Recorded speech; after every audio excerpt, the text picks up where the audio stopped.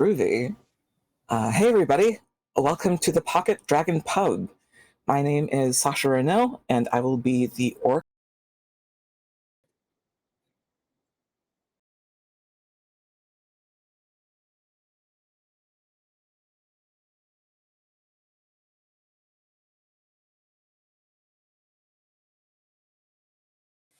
Oh, excellent. Hi, I am Neon Say.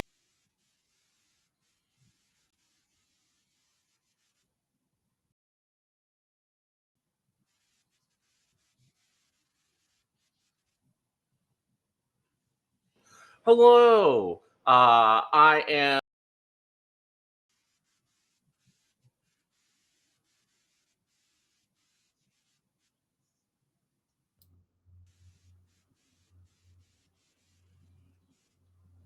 Hello, everyone.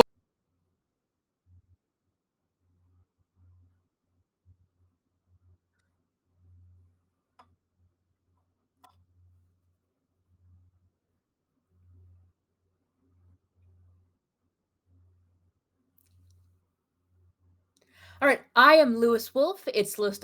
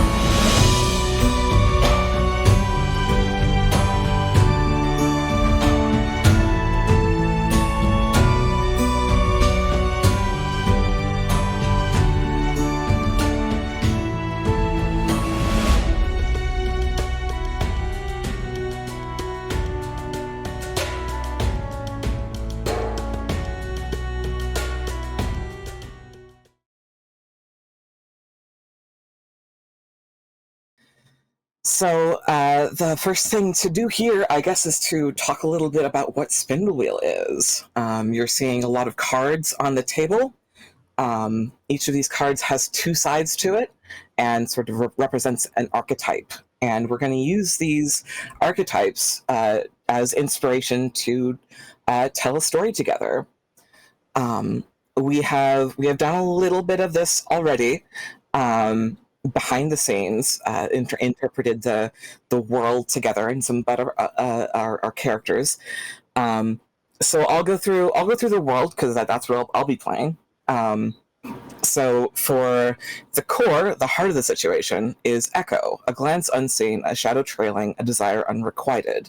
And what complicates the core is nightmare, fears justified, omens fulfilled, or a recurring terror, dreams of hellfire, lightning striking the steeple. And what this means is it's not a time loop because that would imply that time was locked. It isn't. It keeps going, but the world stays the same in this little town. at the base of these mountains. Everyone does the same thing every day. Nothing seems to change, and the rain just gets harder and harder and harder, which is brought to us by this card: flood, constant rainfall, hair-trigger landslides, a valley submerged. There is a curse on this town, and the bad news is tapestry loom, the mainstay, the through line, the common thread in a complicated plan, or a factory line, a cathedral in progress, the masterpiece of a generation. And this curse goes very deep into the town. It is not a simple thing to try and pick apart. The good news, the boon, is that there is someone here who cares about it. This is the doctor, an authoritative voice, a curious mind, an unscrupulous scalpel, who I am calling Coraline. And she is someone who's very familiar with, maybe not familiar with the town, but is certainly familiar with supernatural goings-on, like the town is suffering. And the desire, the current goal of the situation is blizzard, a cold snap, a sudden freeze, a moment in time suspended in frost. Eventually, things will become so much the same that it will calcify into a single moment. The instigating catalyst, Clotho here, is grandmother's ring, an old grudge, a tepid peace. And this tells us that there was an elder in the town. We'll call her Angela, who died recently, and who had a ring that was not enchanted or even particularly valuable, other than sentimental reasons, that was lost. But that was gifted to her by someone very, very powerful, who in mourning struck out at the town and laid this curse. Then Lachesis, the current state, is holy stricture, warnings in fable, lessons in allegory, history and folklore. And this is the benefit that we have, is that this sort of thing has happened before. There are tales about this. There are fairy tales. There are stories that you tell your kids to try and get them to sleep. Things that many people in the town have been raised on, that they have since discarded as simple stories. And the Atropos, the expected future, is Behemoth, an unstoppable monster paused only by heroism. When this valley is flooded, when the waters have risen high enough, and everyone in it has calcified, something is going to come, and it's going to feed. That's our situation. And it's from these cards that me as the Oracle, I will be sort of pushing the story forward. So that's the setup. Now let's meet some of our characters. Starting with Neon again. Do you want to introduce Faye? Sure. Phaedra is about 19, 20 years old, residential, kind of goth-leaning, young adult, kind of a little sarcastic, probably a little more soft-hearted than she wanted to admit. She maybe has some interest in the occult. She's in town getting books from a whole bunch of people, including perhaps someone else at the table, and it seems to be trying to figure out what to do about the curse on the town, because she's sick of this. Fantastic. Next, let's see about Lewis's character. Had to unmute. Faust is forever 29, in their prime, really. They own the Wraith's Den, not very exclusive casino, but everyone, can't seem to leave. It's just a nice welcoming place. They are ambiguously gender shaped, I would say. And yeah, any pronouns. So the least of a problem of Yeah. this town, absolutely. Yeah, Understood. Next, let's hear from Jay. Hello, everyone. I am playing Eric Fletcher. He's your about 25-year-old. He's kind of an outsider, but he spent summers here. His family is actually one of the founding members, and grandma and his parents, they grew up in town. His parents left. He went to private schools, did visit grandma during the summers, and kind of got to know the town. But it's been a few years, and well, after his private tutoring in schools that he went to, didn't go necessarily to college because he just was gambling all the time, living the life of kind of a con man, not really a con man, just someone out there that has chronic bad luck, but seems to talk his way out of things sometimes. But he's been back in town for the last few months because unfortunately grandma passed away, and he's the sole heir left. So he's got to come back to figure some stuff out and pack some stuff up, and doesn't have a job because he's got enough money, so to speak, you think. But the casino in town he was interested in, took a footstep in, walked in and went, I'm not going to make any money here, and walked right back out. Get his hand, it wasn't right. It just didn't feel right. So he just kind of stepped out. So, but yeah, that is Eric Fletcher. He goes by another name. His grandma called him another name, which we might find out a little bit later. So. Mm-hmm. Excellent. That leaves us just with Okami. So I'm playing Aaron Taylor Bridges. Pronouns he, him. Aaron Taylor Bridges is in his early 30s, but he's got the face of like a 23-year-old.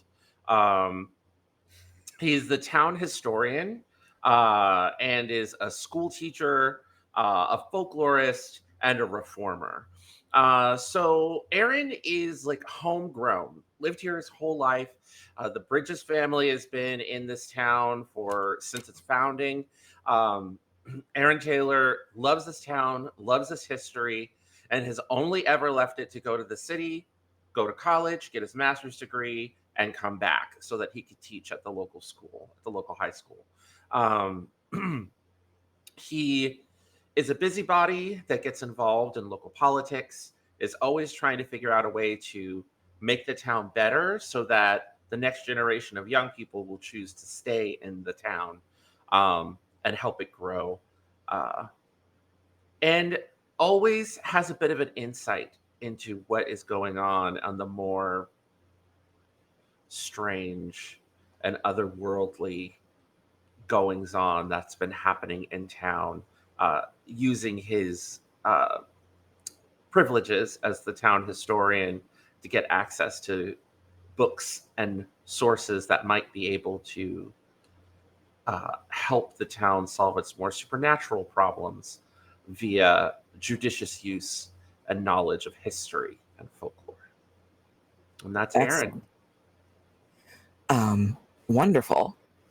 So the first thing that we're going to do, we have figured out our characters, but I want to, we've got 3 cards for each player that haven't been flipped yet, and that is their fates. This is sort of a little snapshot of recent history. And I'd love to start with Aaron Taylor, looking at how you began. Okay. Let me flip that over. Oh, haha.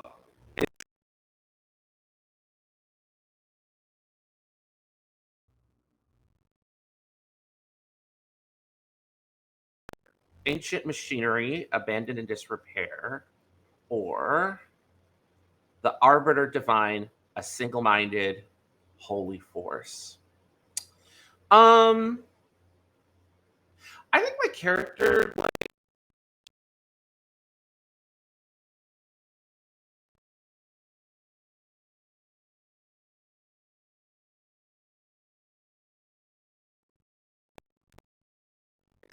like member of the local church. Maybe his first teaching gig was as a teenager teaching Sunday school, and that's where he started to get his taste for like social justice and town.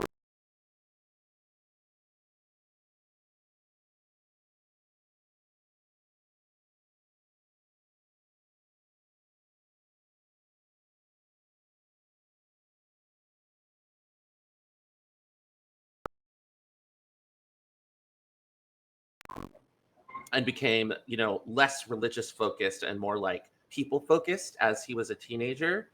And that's kind of where he started.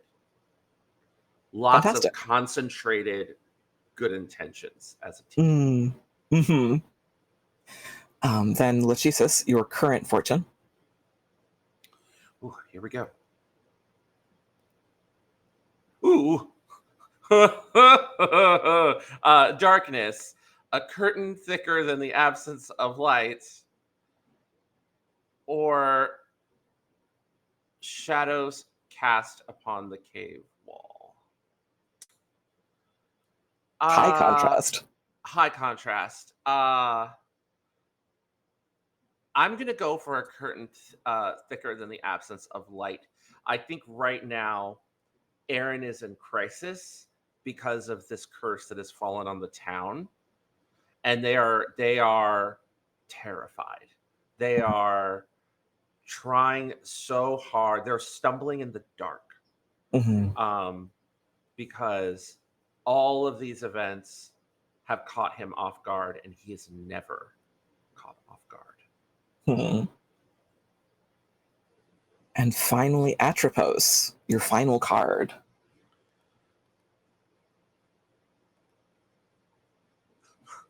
Magic beans. So one side of magic beans says, within a seed waits a mighty beanstalk, a precious jewel, a strange-headed child. The other side says, a misdirection, a dream sold, gutting of the golden goose. I think. Ooh, go ahead. So the Atropos is a special card. It is the last card that you'll play in the game. You can interact with the story after that as like a narrator, but it's the last move that your character will make, and we'll decide what that means then. But keep it in mind. Okay. I like the first one with the scene waits a mighty beanstalk, a precious jewel, a strange-headed child. These all feel like possible omens of his final moments. Like he's going to find some otherworldly, triumphant, not necessarily solution, but like moment, some kind of supernatural moment. Maybe related to one of his students, his brilliant students. Maybe. Okay. Next, let's look at Eric's fortunes. All right. Starting with Clotho, how you began. Let us see. So, apprentice. A bright-eyed, strong-willed, above and beyond expectations. Or I can't read it upside down, sorry. In the binding heart with wisdom and there we go. Resentful, bullheaded, wisdom and given baggage. I actually like the first, the bright, eager, strong-willed, and I picture that Grandma had a lot riding on him, and that Grandma was the apprentice, he was the heir, he showed talent when he was young, but decided to run away from it, and so Grandma was like, that's why he would spend summers with Grandma in town for a long period of time up until high school, because there was something there. But yeah. All right. Next is Lachesis, your current fortune. All right, let's see what we got here. The Walker, enduring hunters, steady pursuers, or tireless trackers, or stilt-legged fishers, trembling giants, or a long reach with a fatal limb. This is a hard one. I wanna.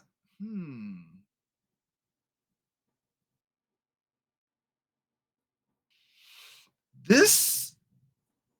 I almost want to go. I think the hunters are just a little bit too much for him right now. I think the stilt-legged fishers, trembling giants, and just that long. He's just kind of in that. He's dealing with everything now, looking at what is here, and he's just not sure what to do yet. So he's just kind of, taking it as a slow, taking it all in, and just kind of observing a little bit, and just kind of occasionally realizing where certain things are, and is like, may have to intervene, but I don't know yet. We're just gonna, pull back. All right. And your final card, Atropos. All right, what we got here? Snake oil. A simple solution to a complex problem, easy in theory and difficult in practice. That's one process of where I'm thinking, and then because where this character is kind of potentially going, since he might be a martyr, wants to be a martyr. And we have the other side is a simple solution. Oh no, sorry, a stopgap, a paste bow, or a sweet tasting poison. No, we're going with the simple solution. Yeah, he's got a simple solution, and you know what? It's gonna come across when he knows it's there. He'll take care of it. Perfect. Love it. Next, let's look at Faust's fortunes. My turn. Okay, let's flip this card. Bad blood. Ooh. Vitriol swallowed, back by shame, attrapts jaws, rusted shut, even. Crazy. Let me flip this over. I'm not going to try to read upside down. I'm not going to pretend that that's it within my skill set. A drink from the poison cup, the same poison cup of your enemy. Ooh. Ooh, this is good. I like this. I think I'd like to imagine that Faust has many enemies. No kidding. Many enemies. Are they gonna be all their enemies? Yeah, but whatever. You can't win if you don't have an enemy. So I think this has something to do with how Faust originally died and the ritual that went wrong. Excellent. Let's look at your current fortune. Yippee. Okay, Alpha. Head of the household, leader of the pack, fierce protector of kith and kin. Again, flipping. So I have to read upside down. Cult leader, defender of the homeland, enemy of outsiders and dissent. So, hang on, my cat is. Yep. Ooh. Okay, you're on my shoulder now.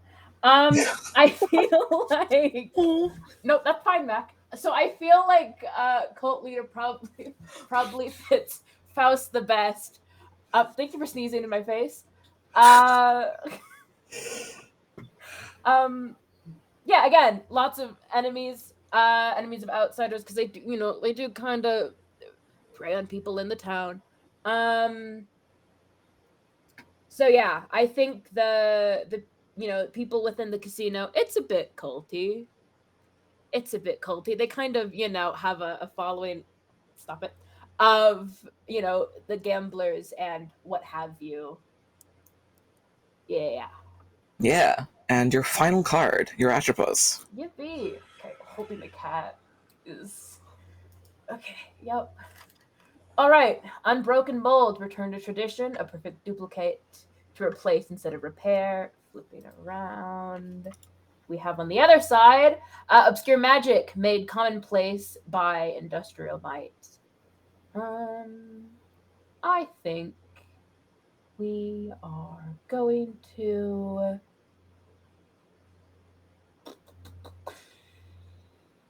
Yeah, I think we're gonna stick with the obscure magic.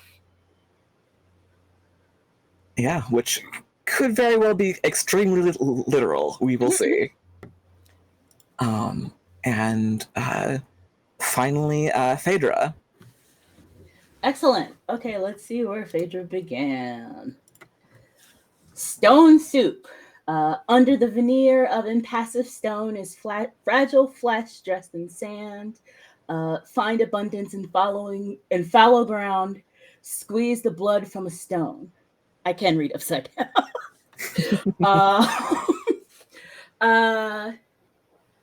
I think I like under the veneer of impassive stone is fragile flesh and so forth. I think as a kid, like Phaedra was super like sensitive, like complained of like weird dreams, would see things, and like her parents kind of didn't really know what to do with her. So it kind of like kids like that either turn out one way or the other. They either still end up really soft-hearted as they grow into adulthood, or they kind of get mean about it because they feel frustrated that people don't understand them. So she's definitely in the latter category. So like she's very like I almost want to say like a proto Daria kind of thing going on, where she's like kind of like trying to play it off and not invest in things, but she's super invested. This would have been the time period for it. Yeah, true. That kind of Gen X. Just as an old man, want to give you a little more Thank you. support. I am firmly a millennial. This is a touch before my time. So I'm glad I landed on the correct marker. So Lachesis, I think, is next. Vagabond, a wanderer bearing only a suitcase, a story, and a smile, or a passing traveler, superstitious and weary, with miles still to go. I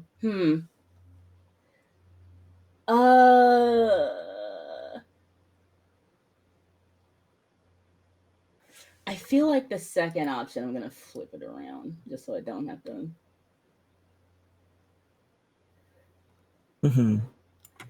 Like, I think her family. When I was making her, I think her family were like kind of from up the mountain and kind of moved into the town over time. So like her grandmother and her parents are kind of like, we aren't those people anymore. And Phaedra's like, those are our roots. What the fuck? So she's she lives like kind of right at the edge of town at the base of the mountain. So she's constantly going back and forth. And I think that's kind of where she is. Like she's definitely that weird girl. Like she's always been that weird girl, but now there's like that extra edge of like she be doing stuff to people. Don't fuck with her. Like there's a little bit of that going on now that she's like just at like freshly adult, you know? Mm-hmm. Like now it's not cute anymore. You know what I mean? Mm-hmm. Leading to your Atropos, your final card. Apostle, the discontent, the faithful gladfly, persistent and critical. True believer, zealous prophet, servant of the pious.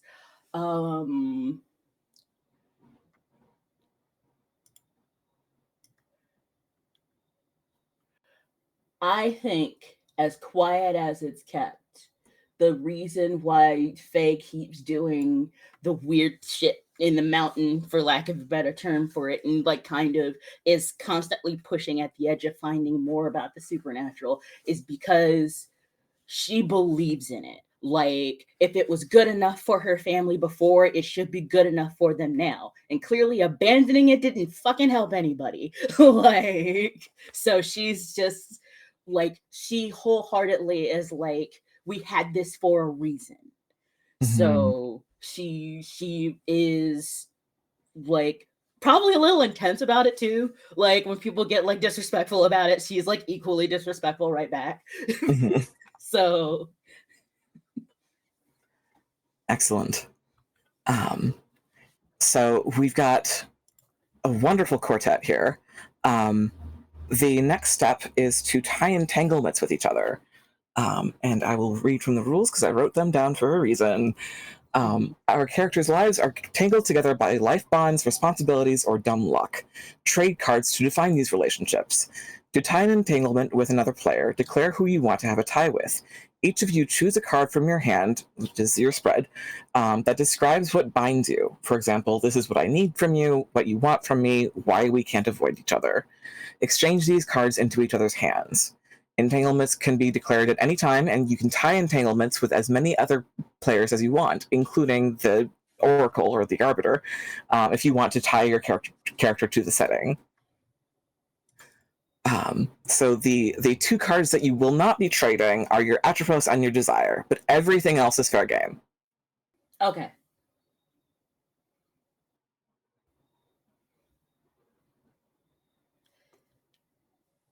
Can we just jump in, or are we going in? Please go right ahead.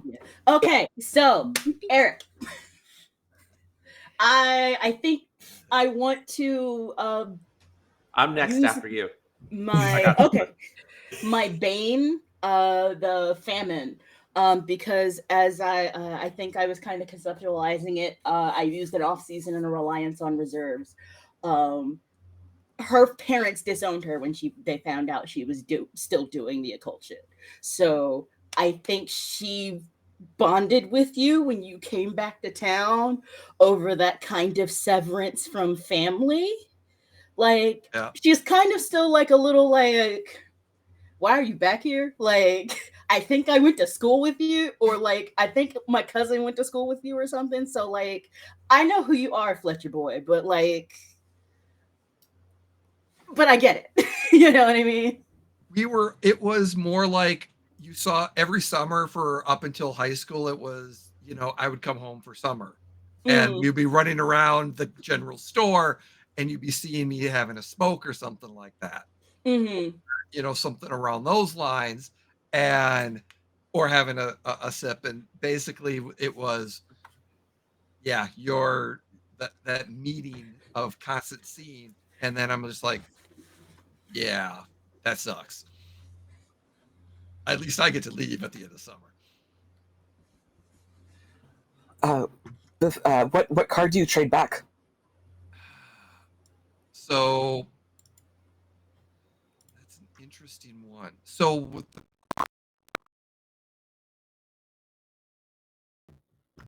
I would almost go and trade my boon. That's so any of the cards can be except the core, correct? You can trade your core if you want. Atropos and Desire are the only two that you're keeping for sure. Actually, no. I'll trade Bane's. I will. I'll trade Bane for Bane. Ooh, Nice. ooh, I like it. I'll trade Bane for Bane. That's so wild. I am slowly working my way down to getting this card to you. Hang on. Real. Here we go. As we are watching like it inch up.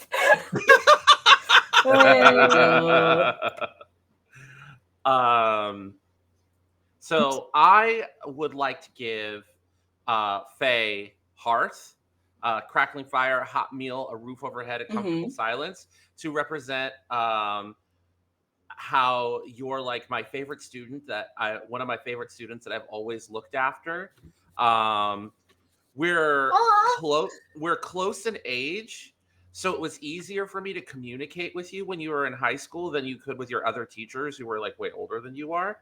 And you know, I always provided a safe space, books, folklore on the town, the history of your family, and just sort of the positive relationship that we've had over the years. So I'm gonna grab this card. Okay, I think I am going to trade back Magician. I think because of our closeness, Ooh. like the first like actual adult that I talked to outside of my family about it was you. Like I think it was like we were like trading books and things like that, and then I was like, "Hey, listen, like you have to promise that like you won't like tell my parents or think I'm crazy," and it kind of escalated from there. This is such a Like good card. positive. Yeah. This is such a good card. Oh.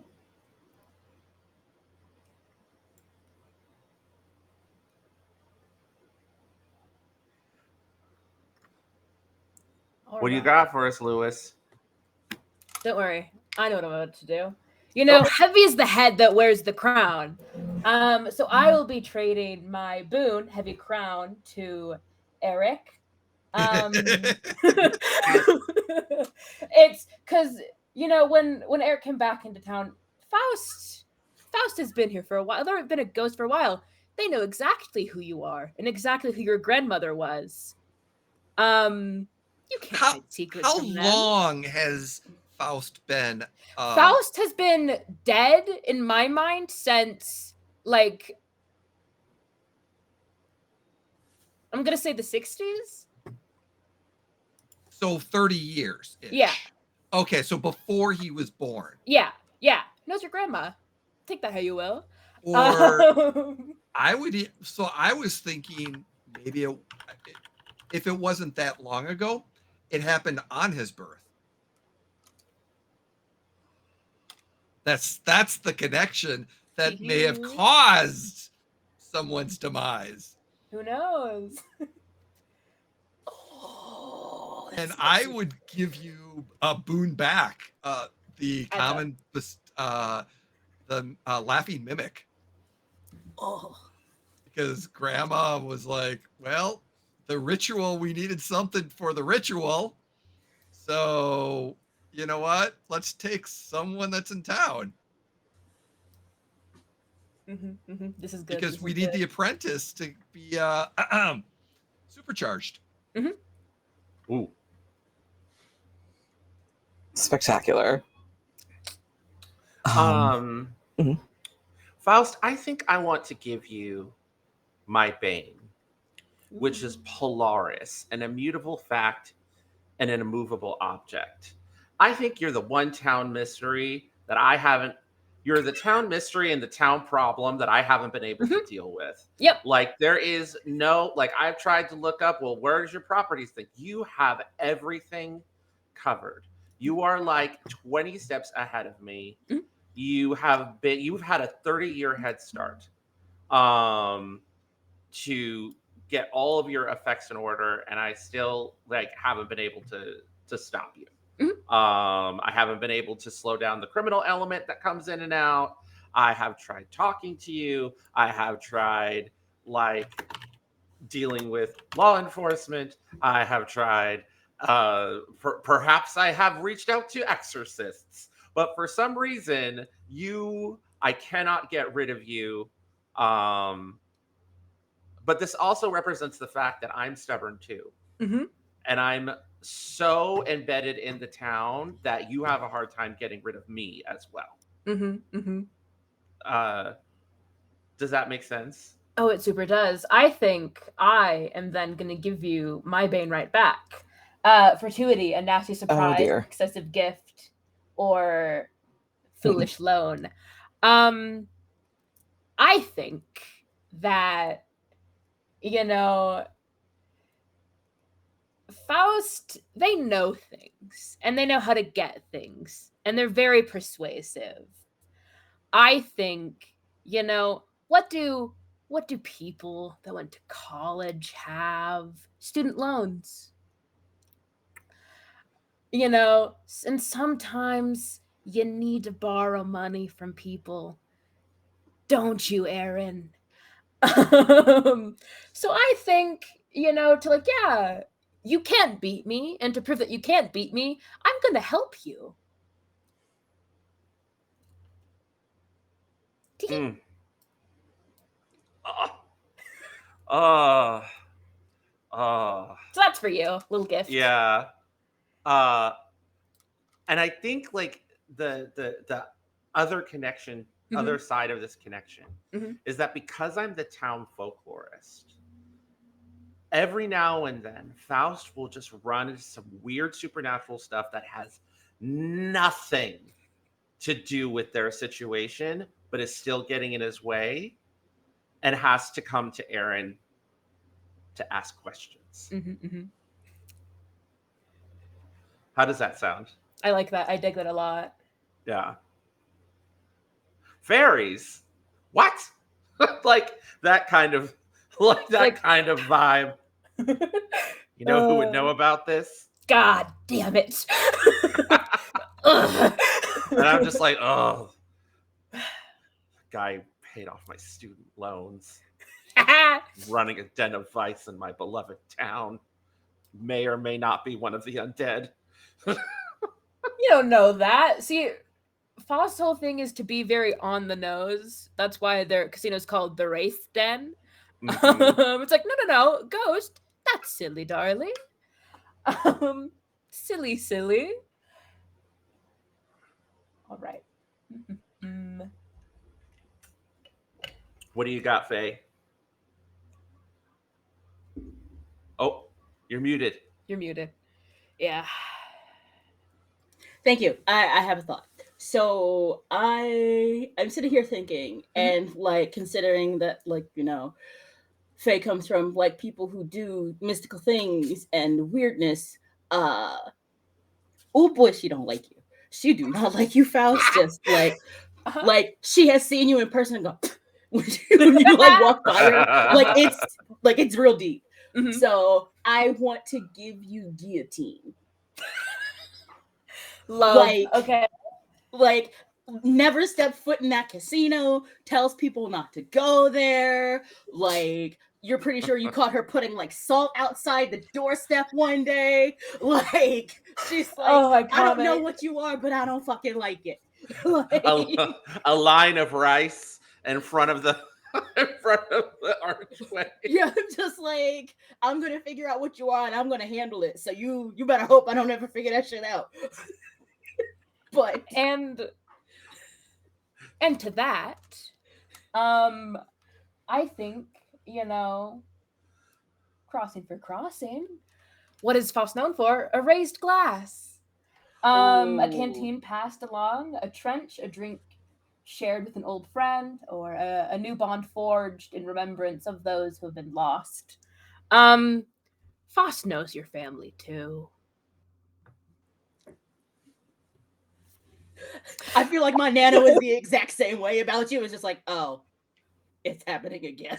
I feel like in families like diaries or something, there's something written about Faust in your family journals. It's like, yeah, you know, I think with how Faust handles a lot of people in town that don't like him or disagree with what they're doing. They just, like, oh, I'm still gonna help you. Tee-hee. Can't have you get dehydrated.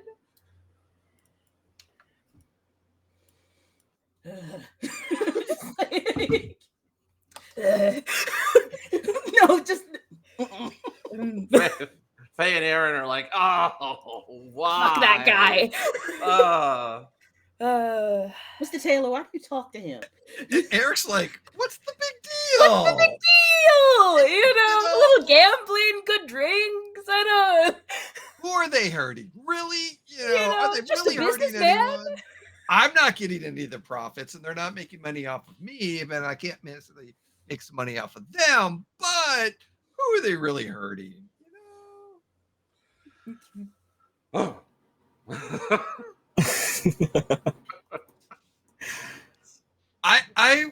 I'd like to add one thing to the connection between Faust and Eric, and with their exchange that Faust, when Faust died, it was around the birth of Eric. You mentioned a ritual that went bad. Yes. It's that Nana or someone, his grandmother, did something to the ritual to cause issue to happen. I did say a betrayal. And maybe a ring was used to solidify that issue. It looks like exactly like the ring that Eric currently is wearing on his pinky finger, along with his class ring. Interesting. He's got a class ring on and a small little black onyx ring on his left. Because that's what you do. You wear your class ring from high school and went to prestigious high school, and you wear a little ring on the pinky. I think Faust has class rings on multiple of their fingers so that people can't tell, like from different years, so that people don't know which year they actually, swap them out. Just a bit of fun. Fantastic. Is that all the bonds we want to make? Let me look at the town real quick, just in case.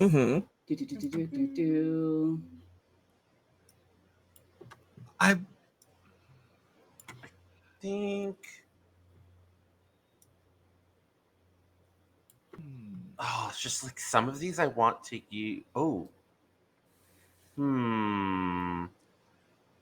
So the only connection we haven't had is between Eric and Aaron. Oracle, I have a question. Yes, Aaron? I have a card I'd like to give you. I have there's a potential card, but I have a question for the Oracle. Now, again, so help me understand with is the Lachis or the LACHESIS, is that available to trade as well? Yes. Or only the okay. Yes. Okay. Atropos and Desire, I think you said, are the two Atropos that and we have Desire to are the only ones. Okay. Okay. So I would like to trade my Lapis or Lachis with Aaron, because it's the current state that right. It's what's happening right now. Right. Okay.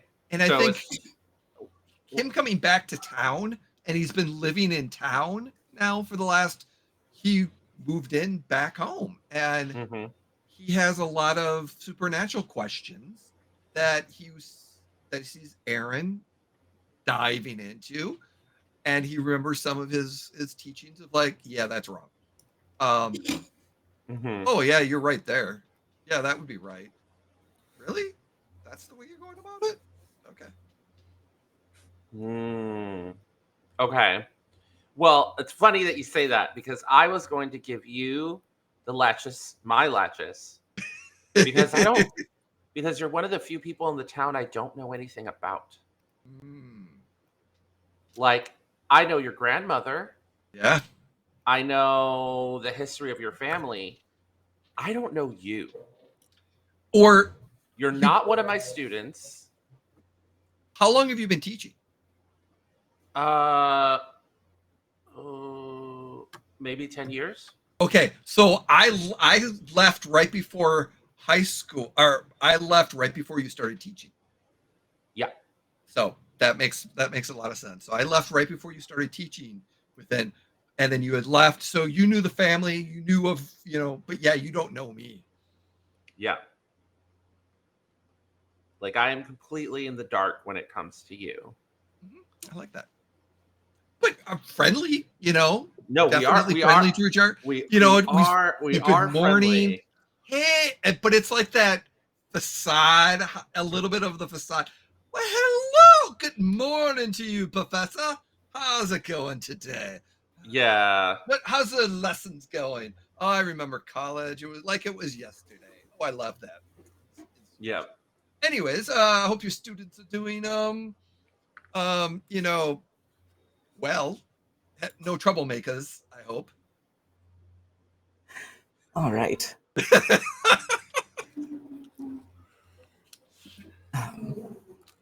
Oops. I'm good.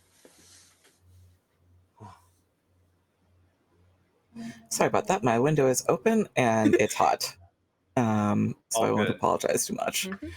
Mhm. Okay. I like where this is sitting. So what we are gonna do is we're gonna move down to the scene threads part of this Roll20. And I will explain how this game works.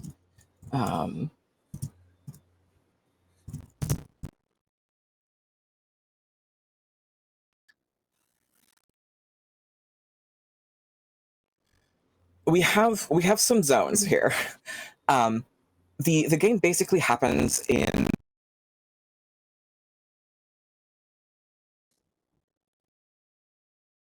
Spindle, and we'll be playing Festival, which means that there are six potential scenes that we'll play through, and I will. It's kind of funky because it's not really a GM'd game, but I am happy to run it, and I will negotiate with y'all, where we want to take the story next.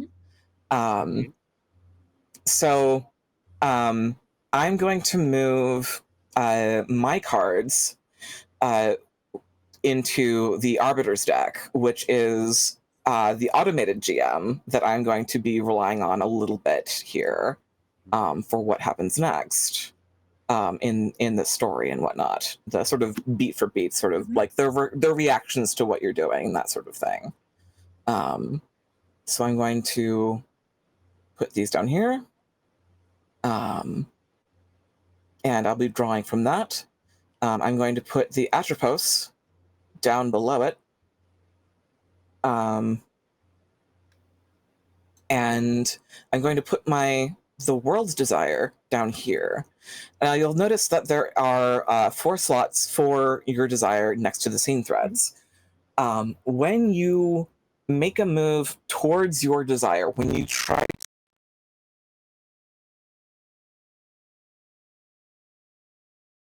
your desire card, and when everyone agrees that you've earned it, you will take that card and all the cards that you played on it into your hand.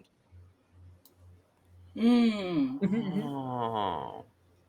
So that's So how just- you get your goals. Okay. So just go ahead and move our desire card over there. Yes, please. Aye, aye.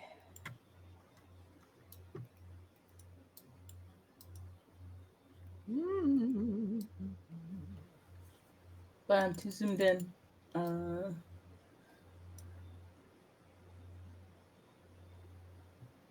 There we go. There we go.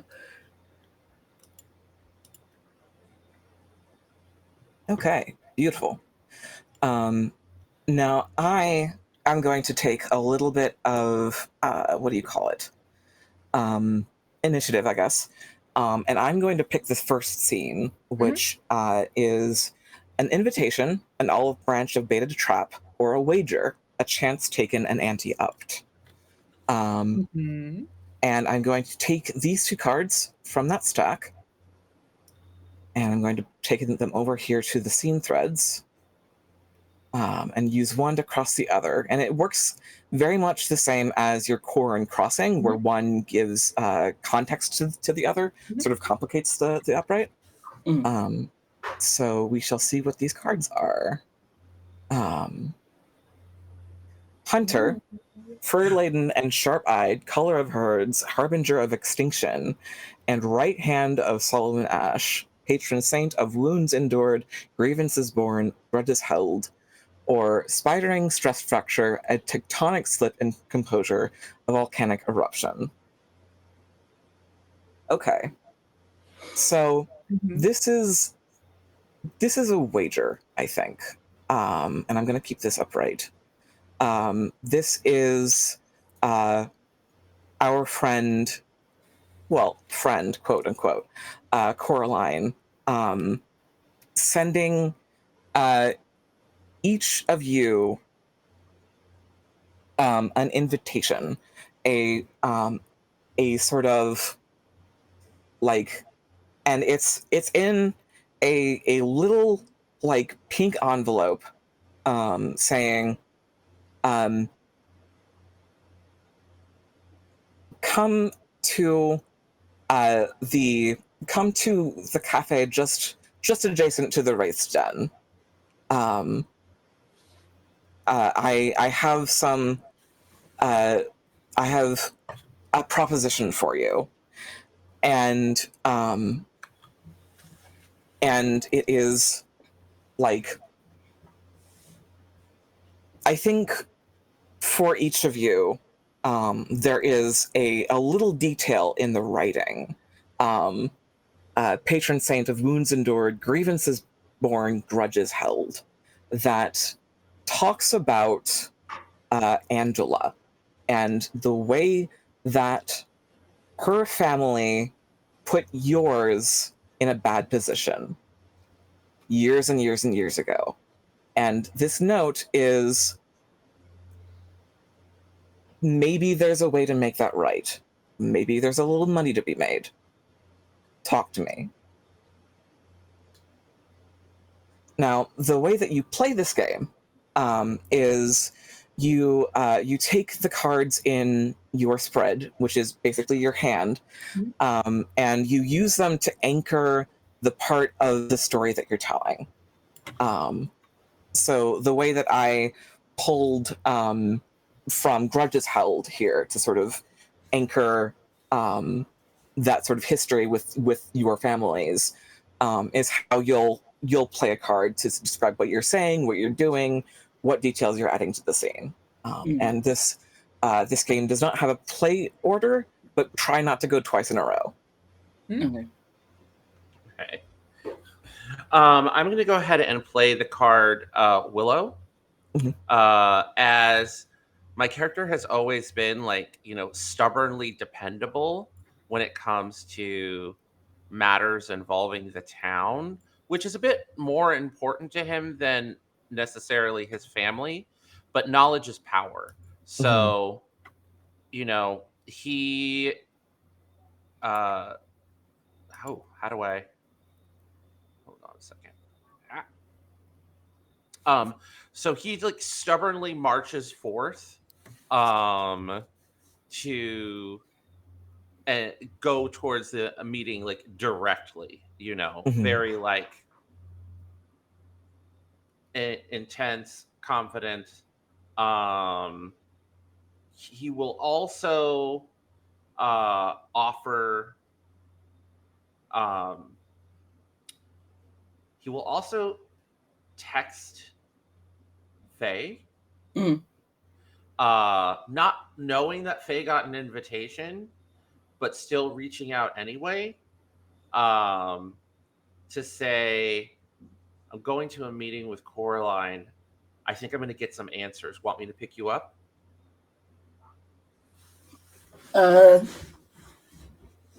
Yeah, she'll will definitely be. I feel like it's email. We said this was like in the 90s, yeah? Yeah. Okay. So I don't think that many people had cell phones in the 90s. Oh shoot, no. Yeah, yeah, You're yeah. right. You get a phone call. Okay. You get a phone call. Yeah, sorry. My bad. I play a lot of games. I should know better.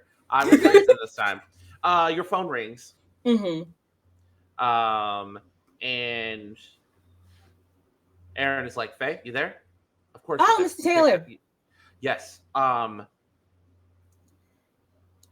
What's I up? got a What can I help you with? I got a chance to get some answers from Coraline. The doctor. Yes. I'm getting ready to head out now. Small cafe next to the race den. Yeah, I maybe heard about it.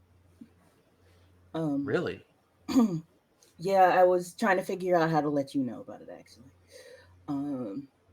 Okay. Well, sit tight. I'm gonna hop in my car and I'm gonna come get you. Gas is way too expensive nowadays, so better be careful. All right. Thank you. Sets down the phone. There's some talk about issues going on, in the Middle East. As he like hangs up the phone, turns off the TV, and heads into his brown station wagon, and makes his way Yes. over to the mountains, to pick up his former student, now friend, to go to this mysterious meeting. Mm-hmm. I think I'm gonna use bad blood to drink from the same poison cup as your enemy. This has layers, I think, with both Aaron and House. I think since it's at the Wraith's Den, did get more into like, oh yeah, here's who's gonna be at this meeting. They know that Aaron and Faye are gonna be there. They know Aaron and Faye don't like them. Silly, silly. They also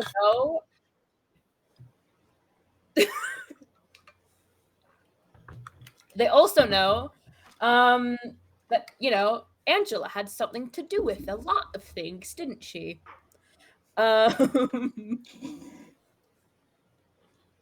Didn't she? So yeah, I'm gonna use bad blood. I think that's very, very fitting.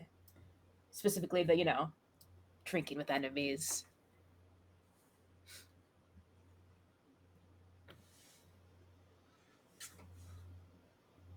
All right.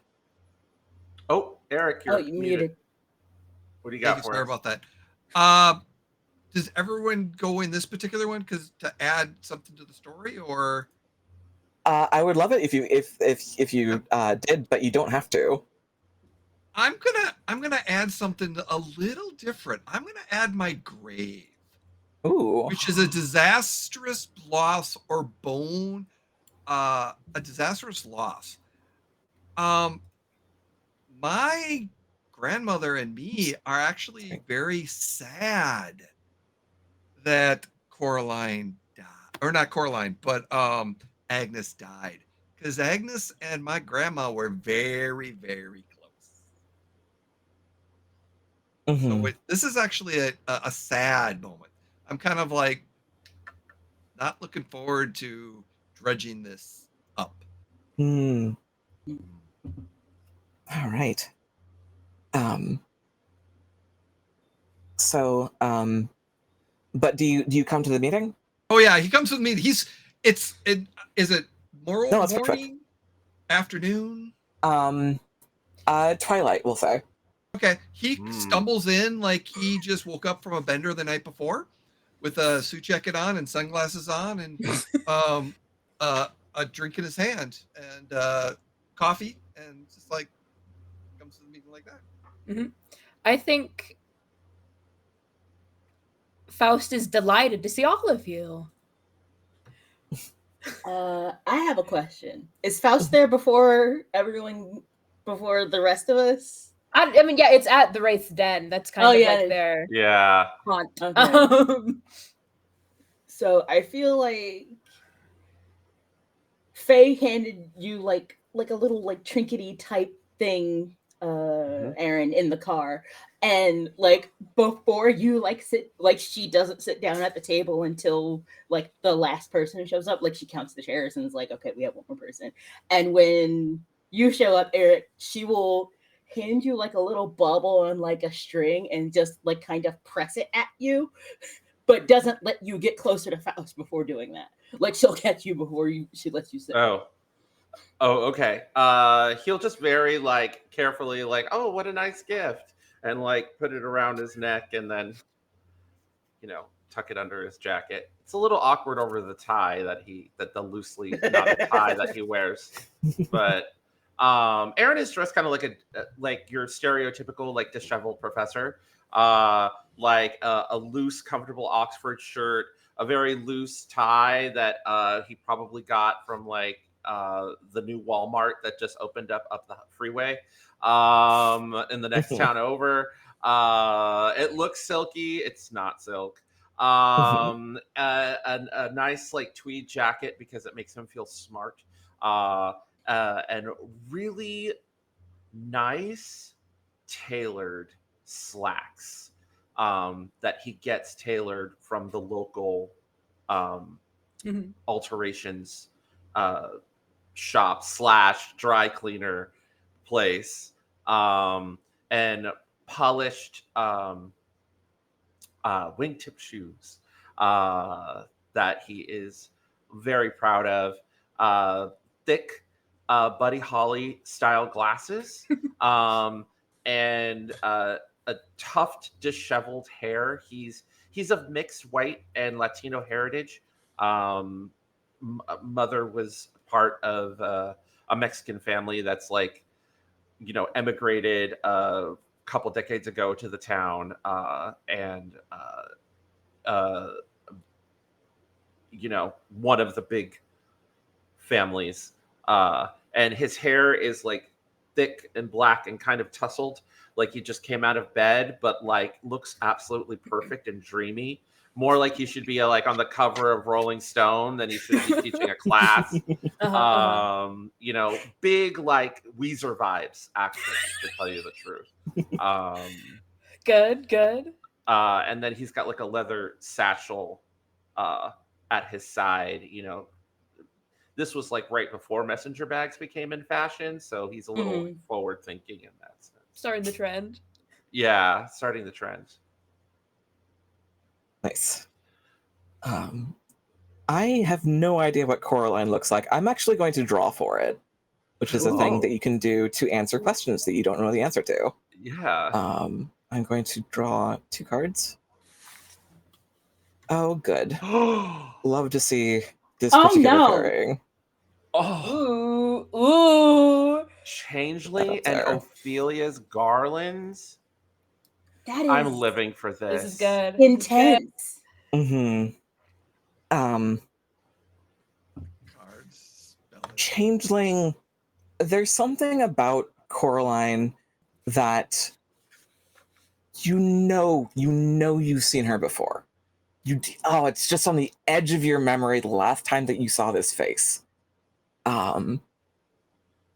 Maybe she was in a dream at some point when you were a kid.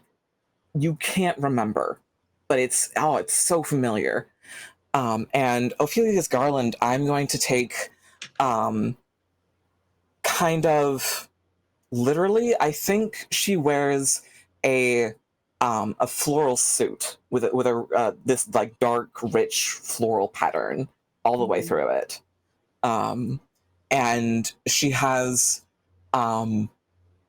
dark hair that is slicked back, kind of a Trinity look from The Matrix. Yeah. And the same sort of narrow sunglasses that she stares at you through.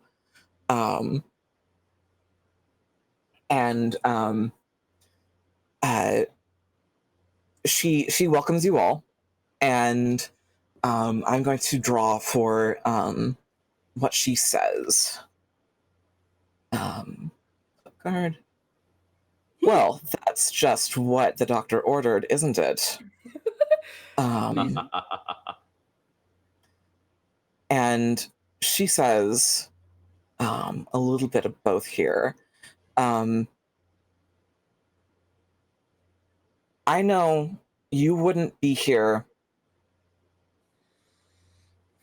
in normal circumstances. I know this particular crowd isn't maybe for your taste for everybody, but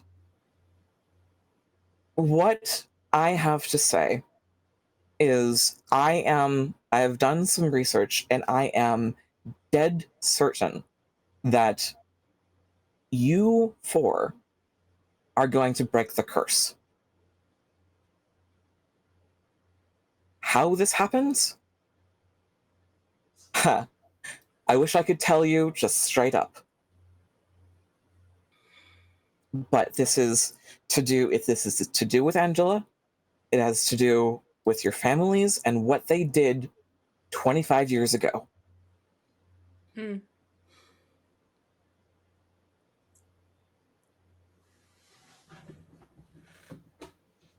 That's not obvious. Okay. I guess you said 25 years ago, right? Mm-hmm. Well, it just kind of nervously looks around. I have access to the archives. That's a start. I can get us all of the information of what happened exactly 25 years ago. Mr. Taylor, Doctor, how exactly did you come upon this revelation? I'm so glad when people ask me this question. And I'm going to draw for that.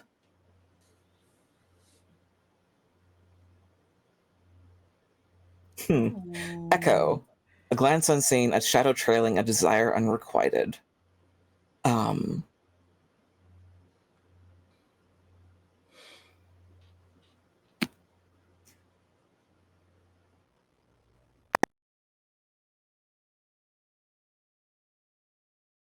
For maybe it's certainly not as long as many of y'all have, but I have been in its corners, in its dark places, and I have been looking at the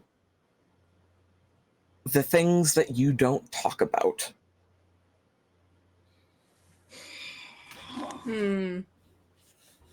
Interesting. Very interesting, in fact.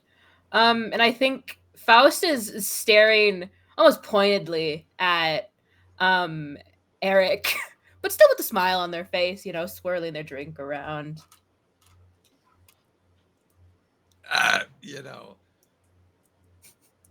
25 years is a lot of years in the bucket, right? Is it? It's a quarter of a century. It's, good times. Yeah. Mm-hmm. Yes, we're all growing up. Yeah. A lot can happen in 25 years, and it's important for us to get to the bottom of the truth. Look, the archives are just a couple of blocks away at the Historical Society. How long is that going to take? I mean, are we looking at an hour? You got the Dewey Decimal System you got to go through, or I've got big plans. Yeah, I got to make some money here and there, but I got money. I got to break the bank at this place. Why? Do you need a loan? Oh no, you still got baccarat, or you got blackjack still going? Oh Lord, tables. Money. What is the point of money if there isn't going to be a town to spend the money in? You could just leave the town. Rain's really good for business. It's an indoor establishment. How will that work out for you, Fletcher? Well,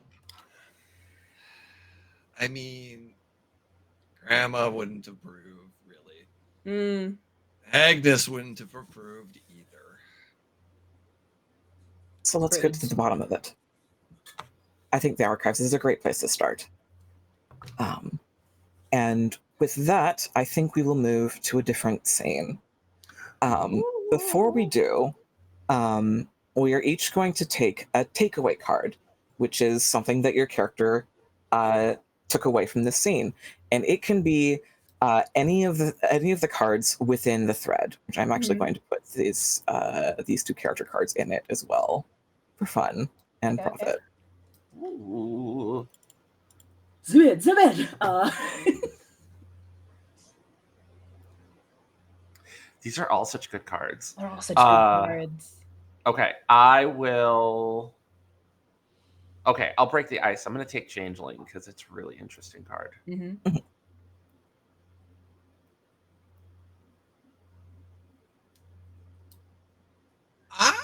I'm going to take Bad Blood. I am gonna take the Grave. I'm going to take Ophelia's Garland. Nice. What do we think we haven't seen the last of? That card goes to me. Ooh. I don't think we've seen the last of the Doctor. Just because Coraline is coming with us. Makes sense. Mm-hmm. Okay. I will flip that and do. All right. And the last thing that we'll do before we go to break is come over to the left side here under festival. And which of these scenes do we think comes next? Ooh. I think a cataclysm or a revelation. Yeah. Because we're Oh, yeah. seeking knowledge. Mm-hmm. Mm-hmm. Beautiful. Yeah, I agree with that. All right. I will move that over and we will flip these cards after this break. Yippee! Yay! Woo.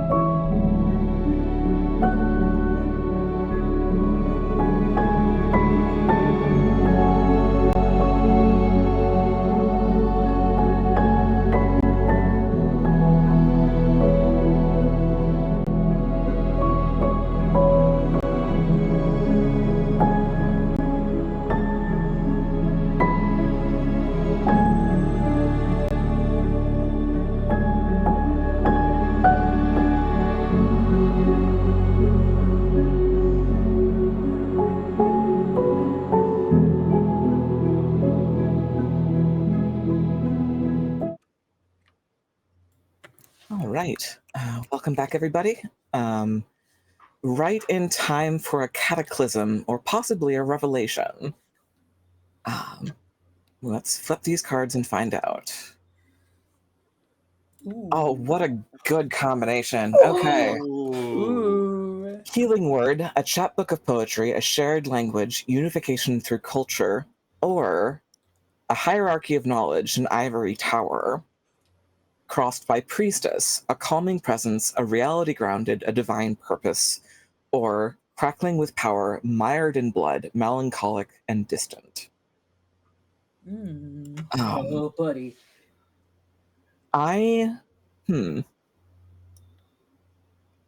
Okay. The way that I want to do this is I would like to characterize the archives with your permission, Okami. Absolutely, yeah. So this place is it was built by the local church, and but became its own sort of thing. It's attached to the school. It's attached to the town hall. Everybody uses it, and but it's still like it's sort of independently staffed, sort of not. You've got like a lot of people who sort of come in to the archives to work, and I think the architecture of it is like shockingly vertical. Like it is. I think it was a sort of like a pet project of the architect, who was like, I'm going to make this into the most like distinctive building in the town. And it's like it's several stories high. It's got all of these like flights, these like buttresses to it. It's over ostentatious for this little town easily. Pulling from an ivory tower there, and also like melancholic and distant. It's kind of a like the way that it was built casts shadows really easily. But inside it is weirdly muffled in there. Your footfalls sort of disappear into the carpet, and I would like to know where y'all start to look in this place. Is someone heading up the search? Tell me what's going on. My character, I'm going to answer the question and then play a card if that's okay.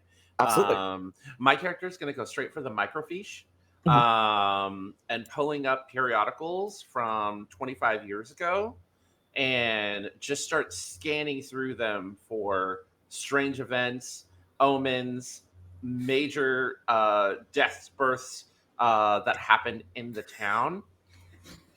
And the card that I would like to play, sort of like in support of that, is Scholar. Nice. Which is sort of going to represent not just because, it doesn't just affect my character, it affects the story.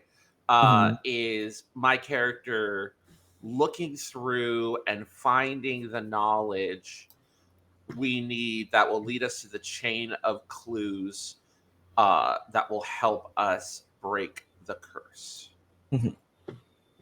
And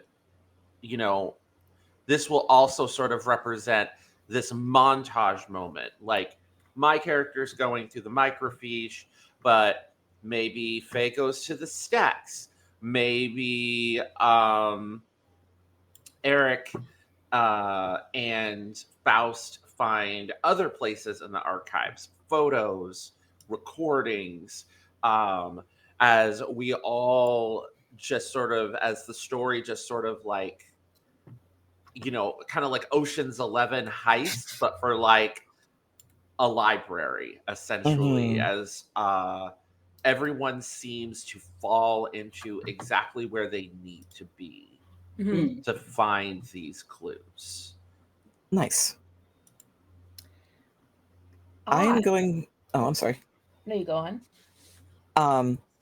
I am going to do something a little unusual, which is I'm going to ask each of you to draw from the deck for what you find. One card, please. Okay. From the world deck. No, from the SpindleWheel deck, which should be on the right hand side Yeah, of your okay. screen. Yeah. Okay. Draw. One card. And oh, hold on. How do I let me hold on. How do I play my hand? Hold on. I just dragged it over from. Yeah, if you click and drag it, you should be okay. Oh, yeah.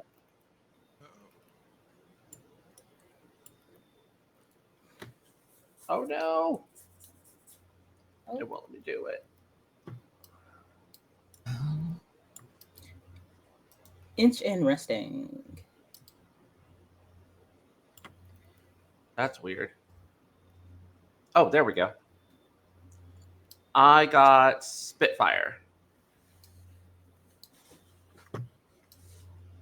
Pluck and Moxie, Ace Pilot, Tamer of Beasts, or a bold wager, a short fuse, a big mouth, and a tender ego.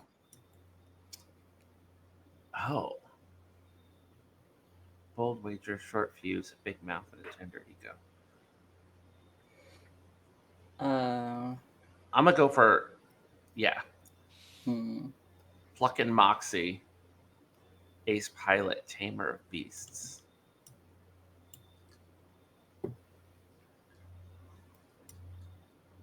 I have an idea if you don't, but I would love to hear what you. I was thinking that I find a news article about like retired Air Force, World War II Air Force fighter pilot,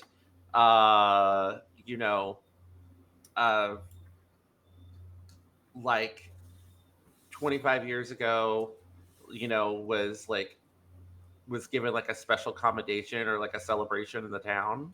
Mm-hmm. Oh yeah. Was like the idea that I had, and that maybe that was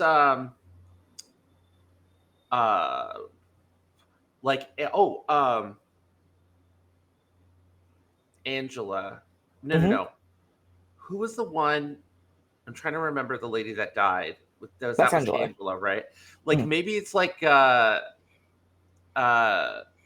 Angela's husband. Absolutely. Because they would have been like older, but not so old, like because it would have been the 60s. Sure. Because this 90, we're in the early 90s, and then 25 years ago would have been the 60s, 60s, 70s. So, and I feel like that's what I found. Like I found this article about like this big celebration that was happening in the town, and there was going to be lots of people and activities and such around Angela and her husband David, ace fighter pilot, town World War II hero. Excellent. I got Duchess. Ooh. Which is a passionate ally, generous patron, and lavish host. I think with all the talk about Eric's grandmother, about how she wanted him to be like the heir and stuff like that, I think the Duchess is information about her. Like it talks about her, like her patronage for the town, and like she ran like social clubs and has just been like a pillar of the community, and like it's just a lot about her. I think it's about her and her relationship with Angela. You know what? It's probably like about the funeral and like basically like her retelling her relationship with like Angela, but also like kind of aggrandizing herself a little bit. Like we were both here for the town. She was a dear friend of mine, and I have missed her. Like that kind of thing. Mm-hmm. I would almost go additionally Mhm. that Angela and Grandma had a little cult in there, little magic stuff Ooh. that you kind of pulled up. Oh no. Yeah. I just imagine like Faye like cross-referencing stuff, and then she pulls like a book out and just. You saw a symbol. Grandma was wearing a little pin. That's funny. That's got Yeah. something going there that you're like. That's silly. Yeah. Nice. What about Eric and Faust? Um, What do you Go find? ahead, please. I don't think it let me draw a card properly. Oh, shoot. no! I was fighting for my life. Didn't get it to happen. Okay. Let me draw you one next to Spitfire here. Okay, cool. There you go. Ooh. Cool. Oh! Prince of Fate. Deposed and exiled, titles revoked, respect rescinded.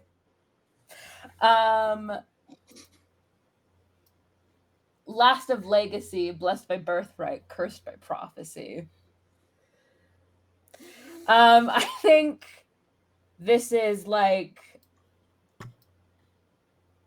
picking back off of the cult that we've alluded to, and that, Faust may or may not have had a hand in. They used to be a lot more powerful, and then like they find information on the cult. Some of the information on the cult was kept sort of hush hush, kept away, and I think it has a bit to do with talks about a leader that got sort of like a coup happened in the cult. Doesn't not much else on it though. I think it seems like there might be pages missing or something like that. Mm-hmm. Of course.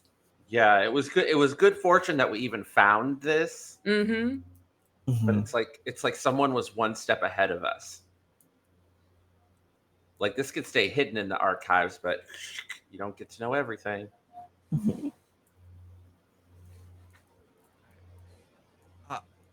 So Eric came up with the heat wave, which is dead air, oppressive heat, unrelating dread. And I think with this, the realization that that Aaron starts finding more information too, that Eric was born about 25 years ago. So with a big thing. And that maybe that dread of family getting ousted a little bit, that secret stuff that we weren't supposed to talk about. And that one of the reasons why he left. And but it was all for the town. It was all to benefit the town.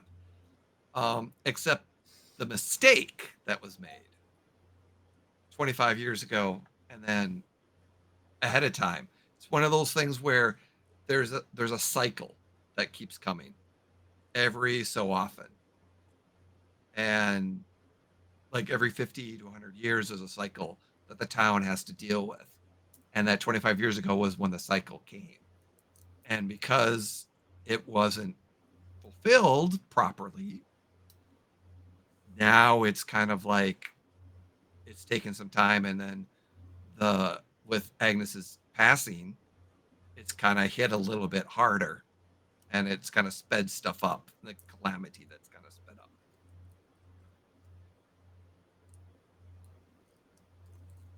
And I will draw one for Coraline. Which is chasm, a dry well, a winding corridor, a gasp for breath, or a long drop, a yawning canyon, a sinkhole.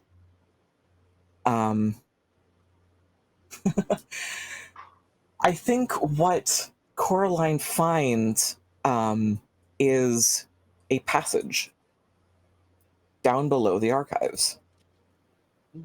A unlit,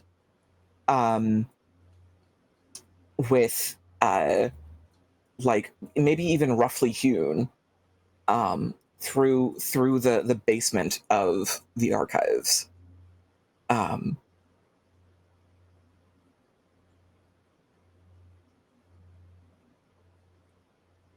She wants to go through it. Where do y'all go? I think. What do I think?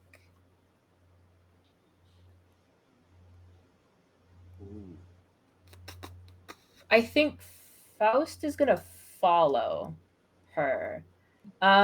He doesn't seem particularly surprised about the passage under the archives. And I also think that I am gonna play one of my cards that I have, if I may. Ooh, of course. I'm gonna play my card that was my method. Keepers. Archivist quietly collecting gestures, stealing turns of phrase, or wanderers speak truths that wound, and knowledge that corrupts. I think Faust is stealing something. Faust is stealing sort of the idea of some of the cult stuff out of people's minds. You're trying to think of like the things that we read, but the words aren't really coming back. It's like I think I read this, but it's not. I don't remember really what we read. Like the reading comprehension, it's not there. I would like to play the magician. Ooh. And hold on, let me just. I'm so excited. This is just so cool. All right, so I'm gonna play the magician. And what happens is, as Faust, you reach out to steal that knowledge, the talisman that was given to Aaron by Faye starts to glow with this eerie protective energy, and it's like a brick wall slams in between your power and Aaron's mind. I just got Uno reversed. I just got handed an Uno reverse card. But you can definitely sense that this is Faye's family's power I think blocking you. Faust looks at Faye, and I think for a second the smile drops into something like malicious and then comes back up. And then you're just walking back through the passage merrily. Haha. Aaron is following. Okay. Let's see. Let's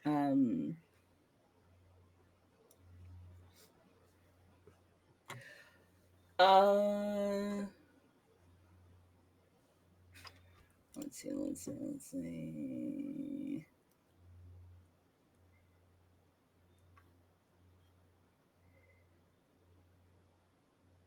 I want to have something for this.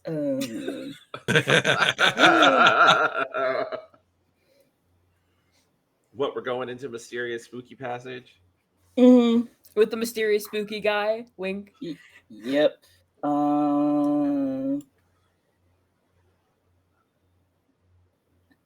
I can't find good ground. Oh.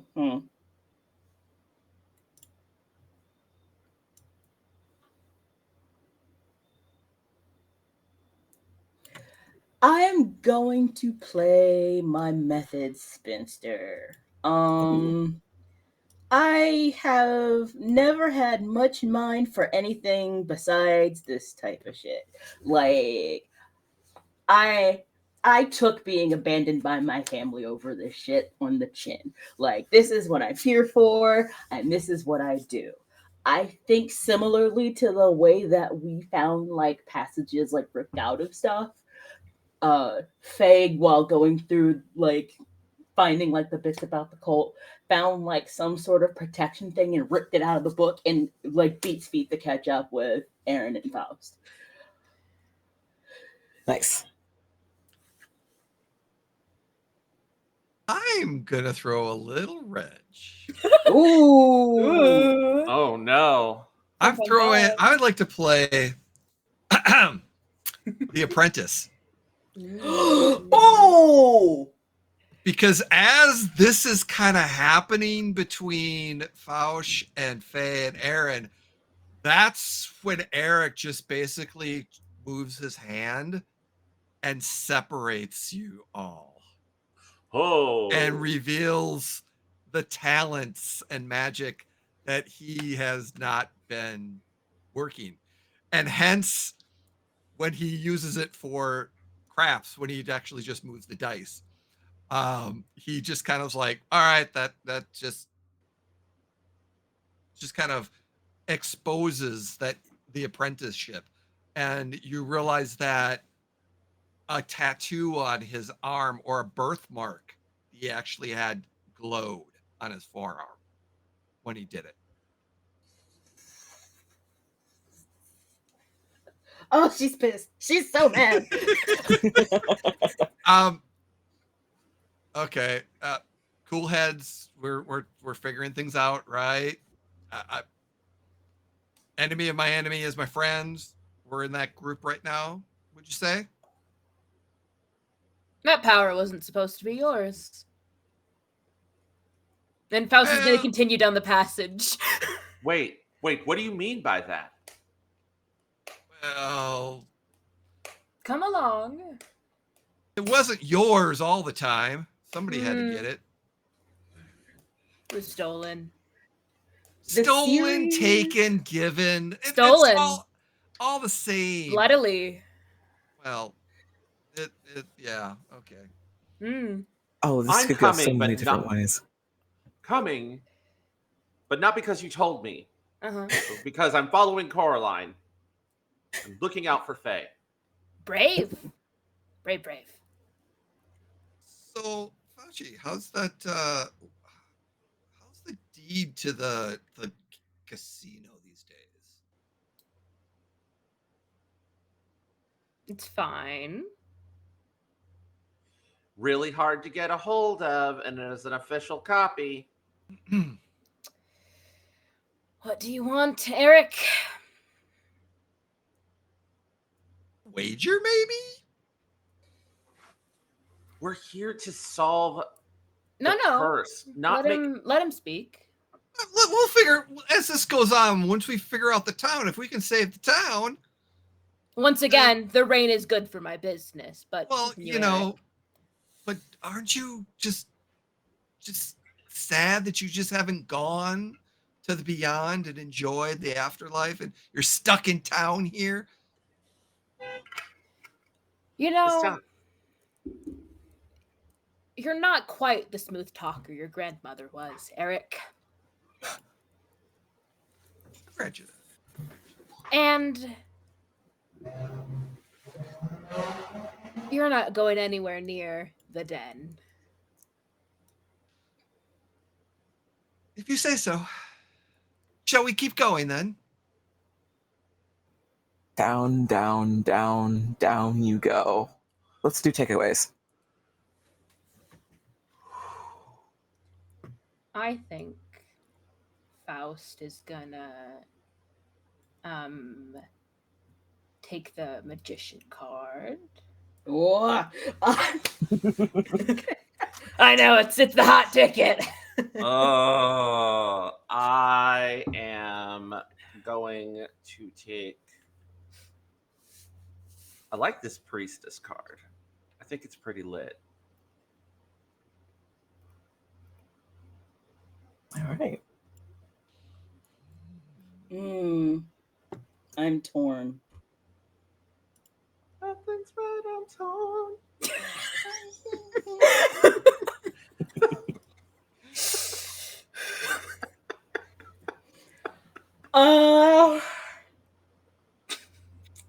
I'm going to take Apprentice. I think this little exchange in front of Faye has kind of like put a lens on a whole bunch of shit that has happened in her life, and she's just, oh, we're about to dance. Okay, What's that All about the right. afterlife? Weird.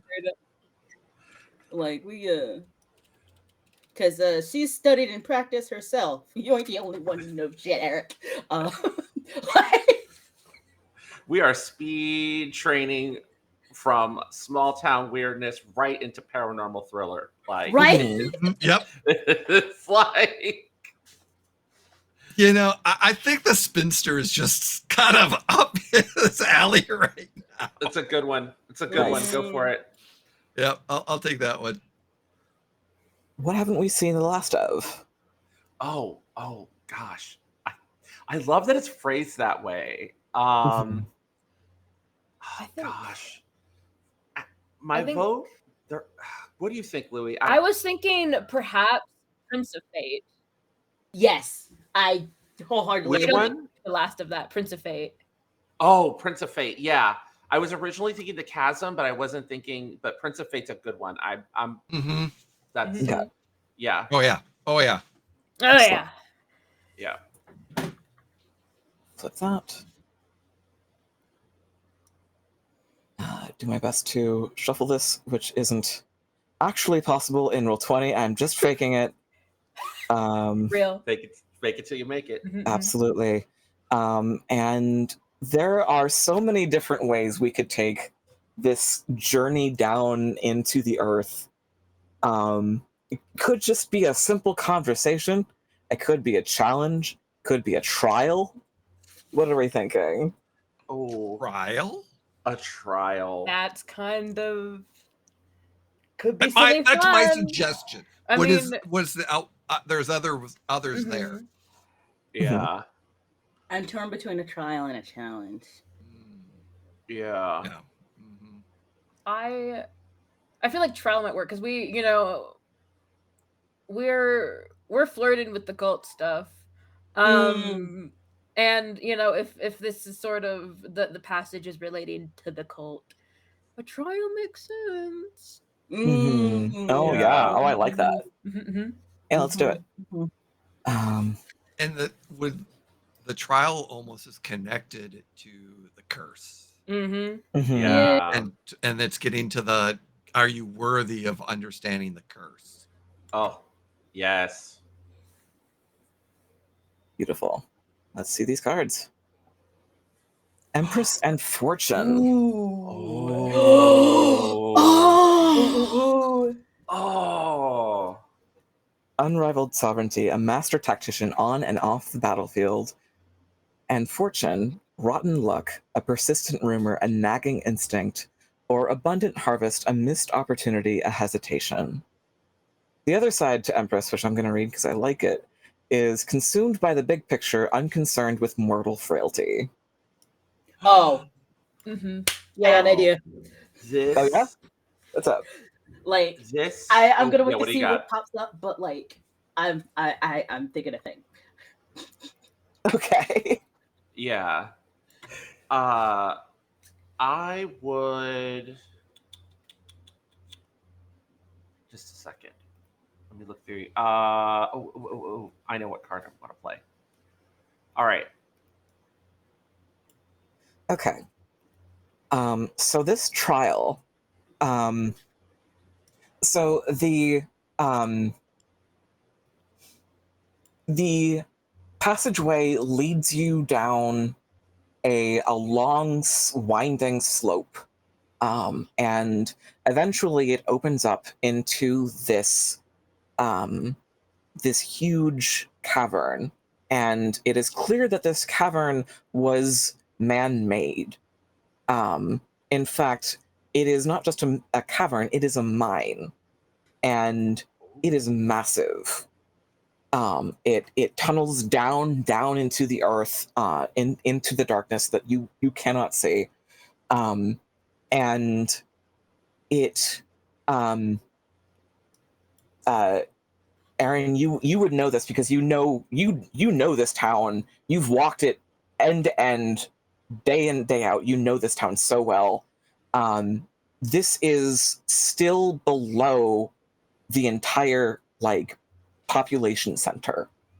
There are houses above your head. You know that, but even in the schematics that you have seen in the archives, you have never seen this mine before. And there is in fact a barrier just before the passageway opens up into the mine. Not just before, but like in one of the paths leading down into the mine, there's a barrier there that is dated closed 25 years ago. Do not enter.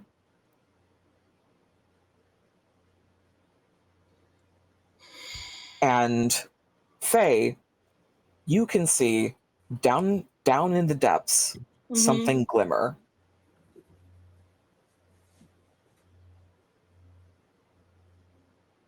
Ooh, what kind of choice?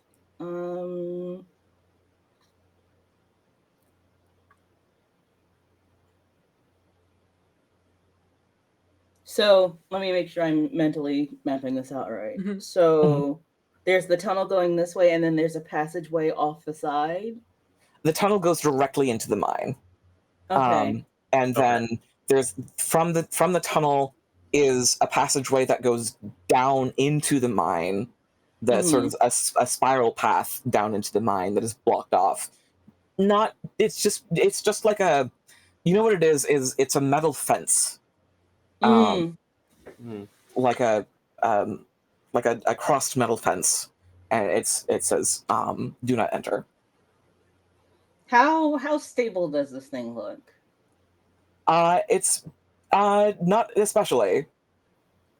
Sick. I imagine it's like there's like wood at the edges, like kind of bracing the metal of the fence.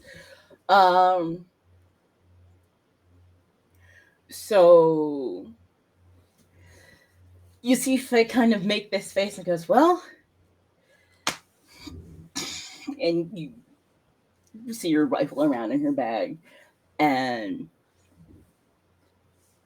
she'll pull out like a whole bunch of like you know the camping travel cups they sell that like collapse. Yeah. She pulls 4 of them, and then she'll pull out a bottle about like that. And there's this substance in it that looks like almost like this pearlescent red, kind of like it flickers between like red and gold and orange. And she's gonna pour like a touch of it into each cup, and she will very politely present it to you, Aaron. She will sort of give you a bit of a stink eye, Eric, and she will literally shove it in Faust's chest. Faust just winks. Thank you. She rolls her eyes and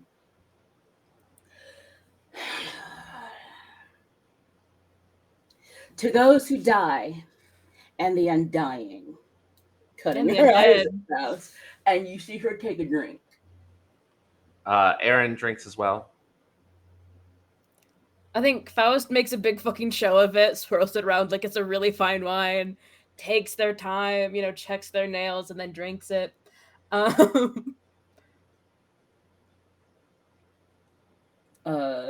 This shit hurts. Like, it burns on the way down. And you see her turn, and you see her go at the fence, at the wood in the fence, and it literally burns in front of her.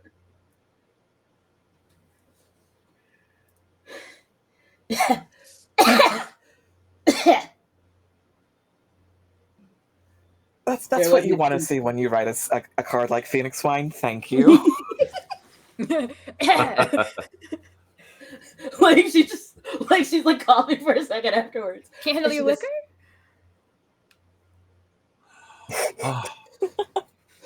That is incredible.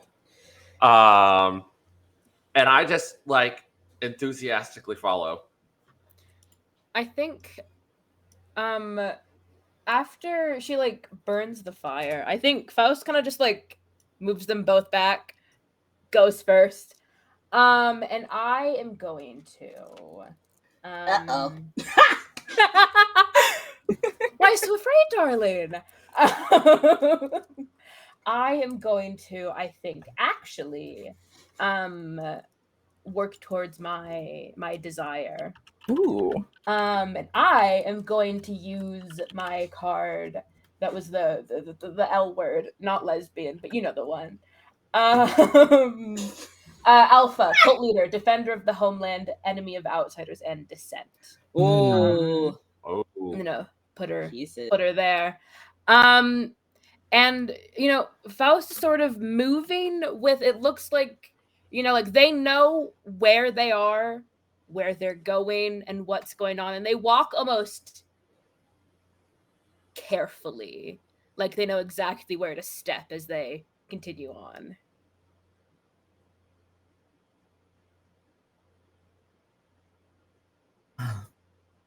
Marvelous. So you will be the first to see it. Oh. Oh. Here we go. That card. Ha! Oh! Oh! Go! Yes! Anyways, continue. Yes! You couldn't have wrote that. You couldn't have written it. Oh! I'm so sorry if we fucked up the audio mixing. No. Deepest apologies. There was a lot of screaming. Sorry. If I may add one addition to that, What's up? that ring, grandmother's ring, looks exactly like the pinky ring Erica's wearing. It's It the does. same exact, cut from the same cloth, so to speak. I think Probably cut from the same stone. Yeah. Oh, nice. Faust grabs it. Of course. Of course. Just holds on to it right now. I think puts it in a pocket. Because, the people might still be a little bit behind. They did sort of push ahead, sort of like, pocketing this before too many eyes see it. I'm going to draw for exactly where you found it. Because I feel like you descended for some time. But I'm not sure if you found it like in the dirt or on a plinth or what. So I'm going to draw for that. Poppy flute. A few discordant notes sour the ear to the symphony, or command your audience with a kind word and a catchy tune. Oof. Oh, you heard it. It fell. It went ding, ding, ding, ding, ding in front of you. Is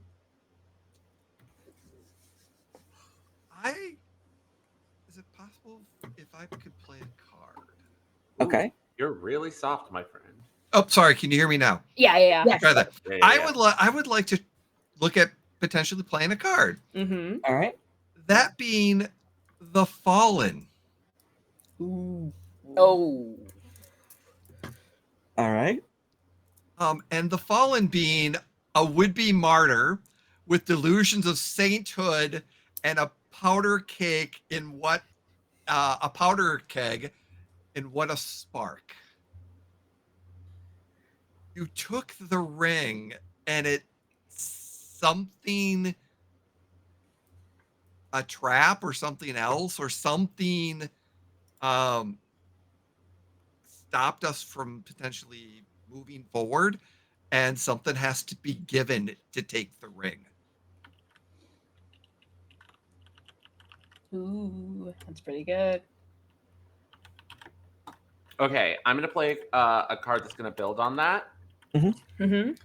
I would like to play the Changeling.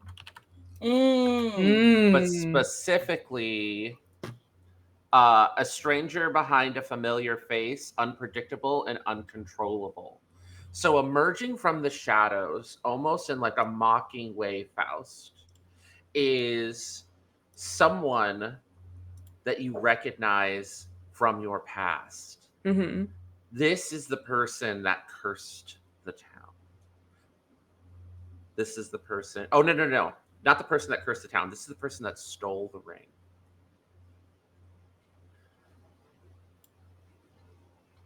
And they're wearing a familiar face to you.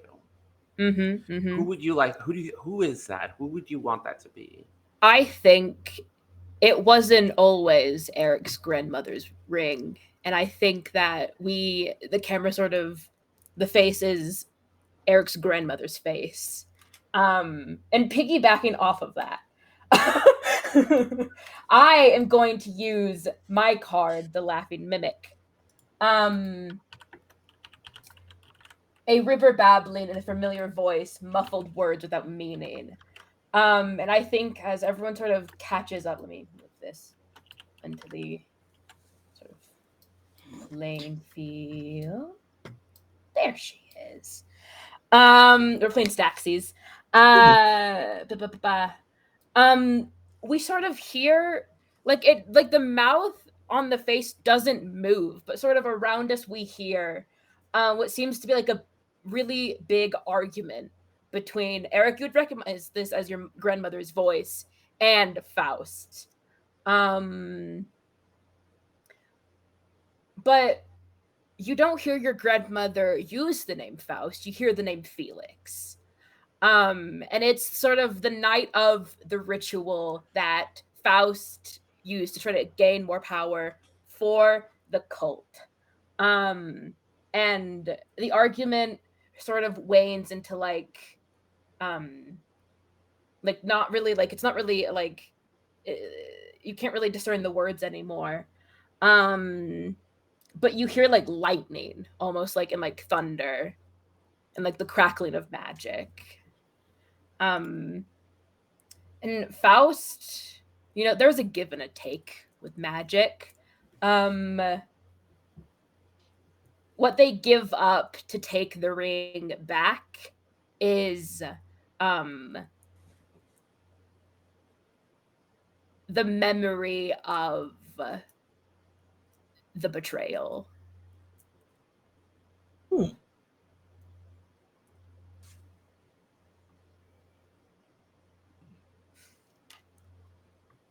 Fascinating.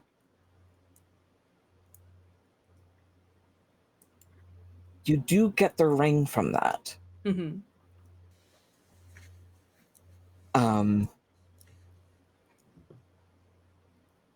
I think I'm going to ask you to draw a card. Okay. Because I think the magic takes more than you offered. Ooh. I like it. So I'd like you to draw for what that is.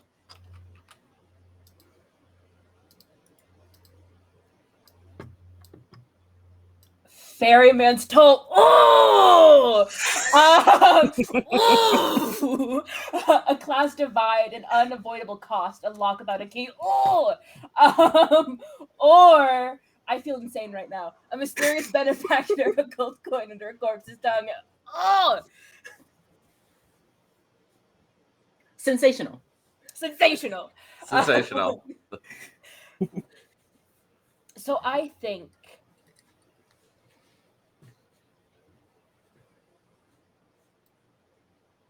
think what happens is Faust coughs up a ring. And it doesn't look like the pinky ring or like the grandmother's ring. It looks like an engagement ring. And I think, Eric, you've seen, sort of the jewel and style. It's almost familiar, but it's not quite it. Interesting. Very similar. Amazing.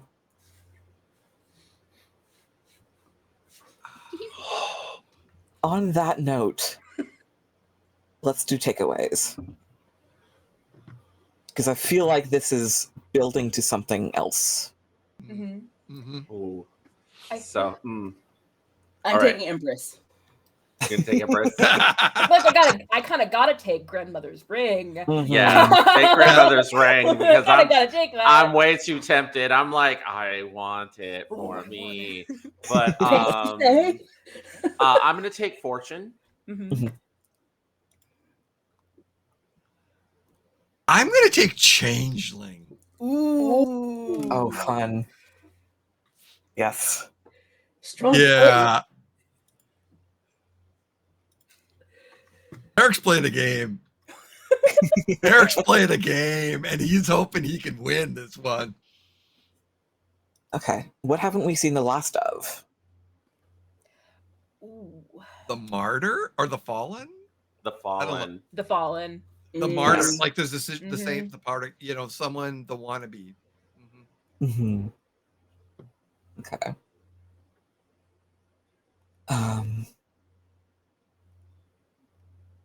Okay. So we've got remaining, and I think this will be our last scene.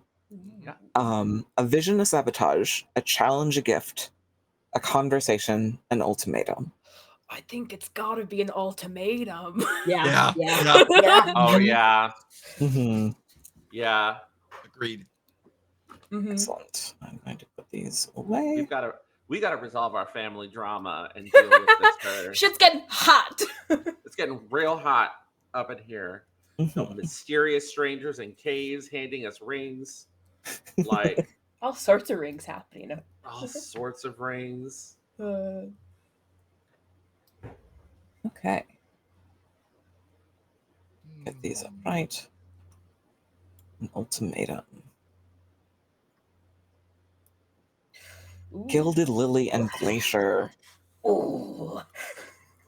Ooh. Yes. Mm-hmm. Mm-hmm. Fashion and flourish, high court grandeur, a gift as sweet as it is absurd. Or Glacier, eons past frozen in ice, glacial drift slowly carving canyons. Or the tip of the iceberg, a grave underestimation. So that figure that Mm-hmm. appeared, when Faust coughed up that ring, that engagement ring, Mm-hmm. Suddenly the mine lit up. All of these halogen lamps went Mm-hmm. all the way down to the bottom, and there are these statues and that are lining the sort of concentric rings down to the center of this mine. Mm-hmm. And they are these most of them are very simple robed figures with hoods. But as you go down closer and closer to the center of this mine, they are gilded, they are intricate, Mm-hmm. and they glint in the light down to the center where there are only 4 surrounding this central pillar. And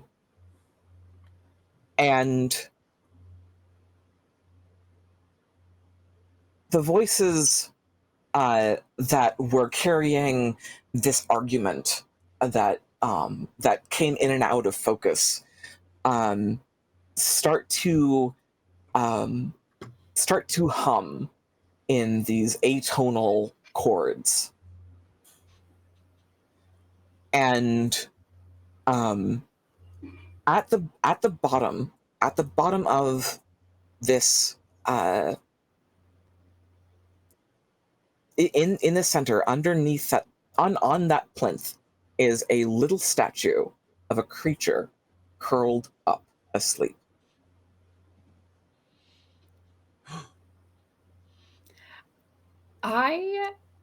If I may, Please. I Yeah.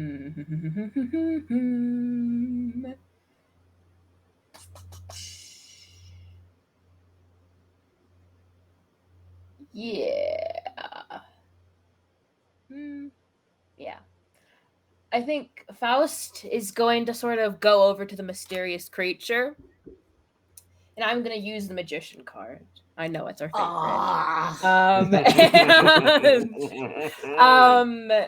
Faust sort of like waves his hand over the stone creature, and I think the creature like crawls up Faust's arm and like curls around his shoulders. And Faust like turns around and he stands and like looks at you guys, and the posture is so eerily similar to the statues that you see.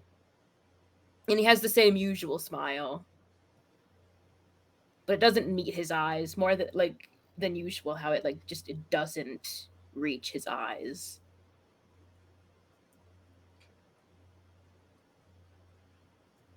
If someone else would like to go, I do have an idea of after the next person. Faust, do you think that creature's connected to the curse? No. Oh, it definitely is. Well, in a manner of speaking, but no, this is a pet, really. Faust, what do you want? Just because Coraline said the four of us were needed to break the curse, I don't know if that's what you really want. I'm not here to break the curse. I'm here to get back what is rightfully mine. What was stolen from me. You know what I'm talking about, don't you, Constantine? My grandmother was the only one who called me Constantine. That's You didn't funny, even isn't say it? it right. Well, I don't care, frankly. Haven't been a while What's since I spoke right to him. isn't really yours, because I don't think so. You would think that. You're so much like her, you know that? Yep, I am. And at this point, I would kind of like to play the snake oil. My final card. Oh. We're playing chess now. Yes, we are. A simple solution to a complex problem. Easy in theory and difficult in practice. The thing, Fouch, Felix, right? Character-wise. The That's what we heard. The cult wasn't yours. You just tried to take it. It was really meant for the apprentice to take it over. But I didn't want it. So, yeah, just give it all back to me and we'll just end it now. And all we need is just that ring and the other ring, and it will be all over. At least that's what Nana kept telling me that I needed to do, that my destiny was to take over, and I didn't want it. But we just had to suck the energy from you, but you wouldn't leave, is what I'm understanding. Faust looks at you and just laughs in your face. Oh, silly child. Who do you think was my apprentice? And I am going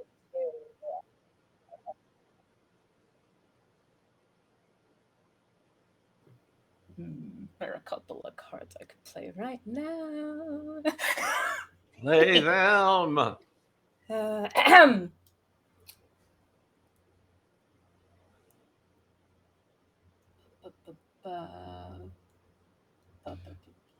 Yeah. Hang on, let me.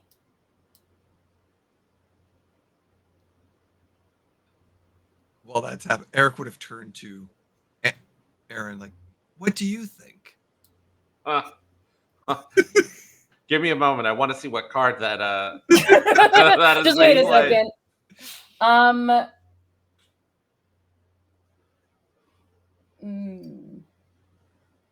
Yes. Yes, I think so. I'll play this one.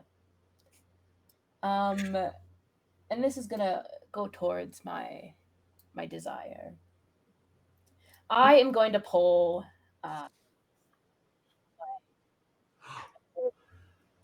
Siren. A warning unheeded, jagged stones mistaken for safe harbor. And a strangled scream, a klaxon in the fog, a message scrawled in blood.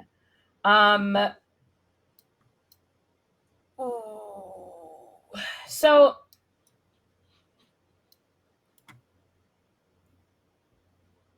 I think,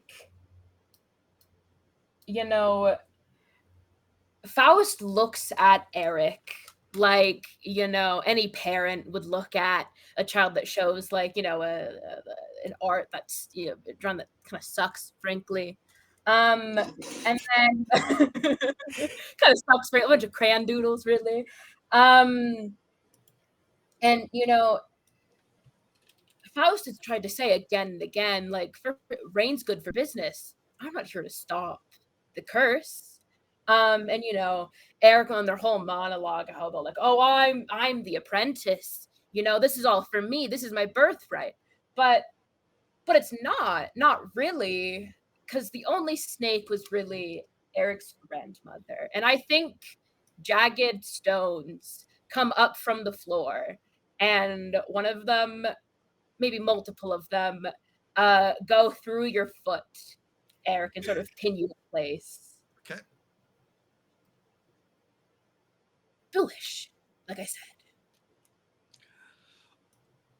Ow! That hurt. I'm going to play a card. I'm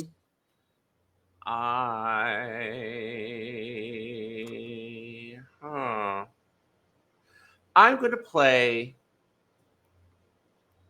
Fortuity.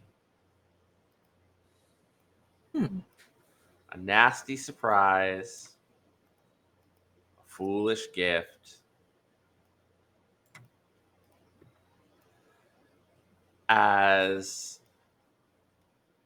a figure comes around from the other side of the statues. From around a statue that none of us recognize.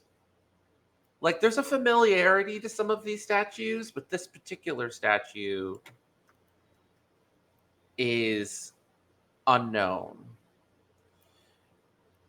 And a feminine voice emerges from this cloaked figure. As you hear the voice, it resonates with everyone with the same resonance that we feel emanating off of the curse. It's so fun to watch you play your little games, Faust. Thank you for recovering the ring that I gave to Constantine's grandmother.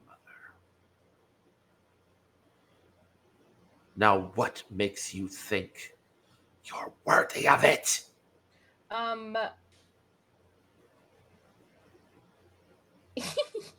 Sorry for the impish giggle. Don't lie to us. No. I'm not sorry. I have been wanting the big bad, the other big bad to show up.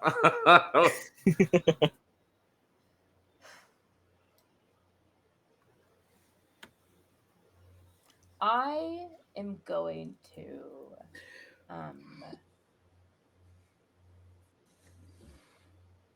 yes, I think I will. I will play the grave. Closure gained, last word spoken, the end of an era.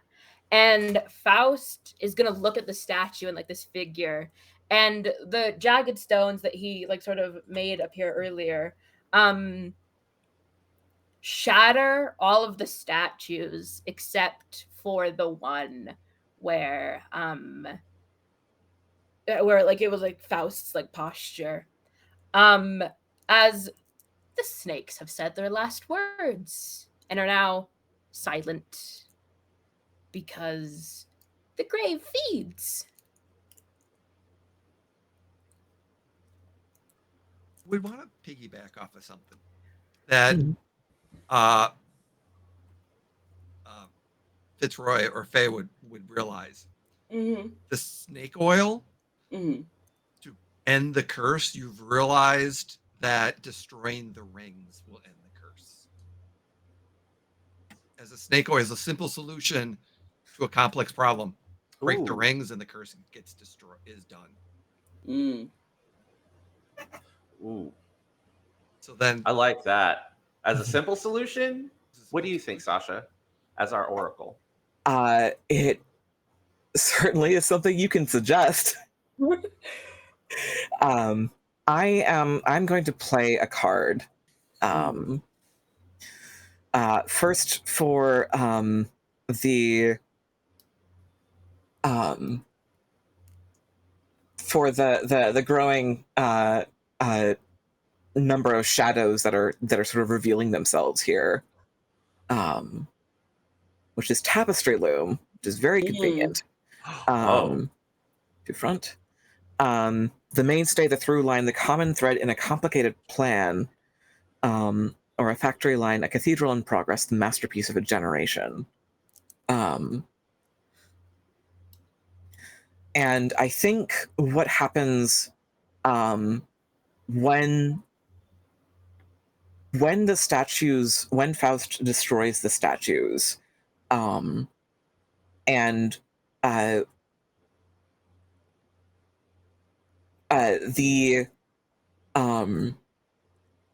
the ground starts to shake, and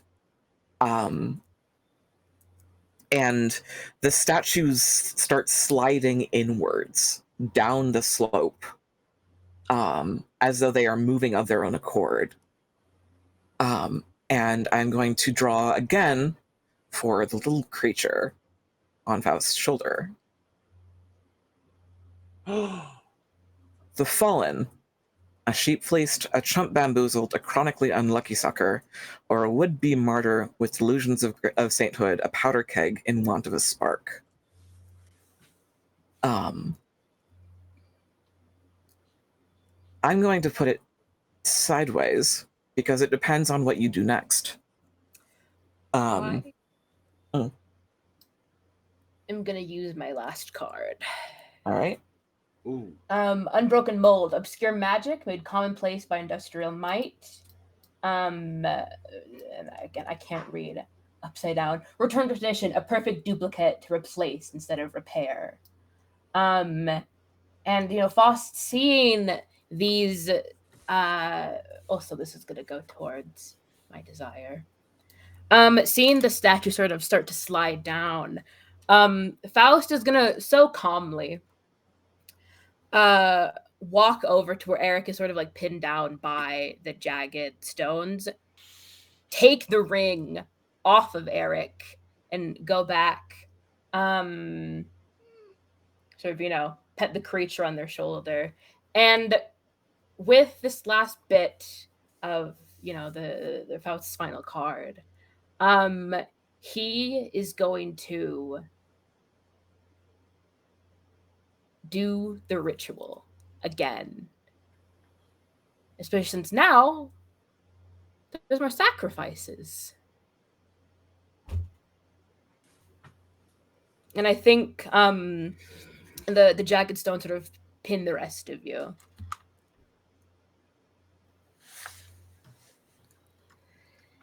Whoa.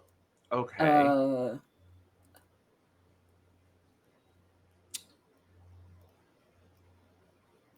Hold on. So the jagged stones come up. All right, let's see here.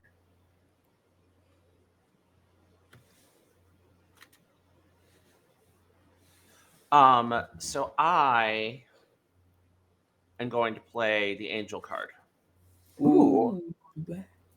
And as these jagged stones, doing another Uno reverse, as these jagged stones go for his feet. Hold on. Oh shoot. How do I move it to the front? I'll put it. Don't worry about it. Thank you. As these jagged stones come, Aaron like leaps in the air, and as it's like this is probably the most flagrantly supernatural moment that you have ever seen come from Aaron outside of the talisman Faye gave him.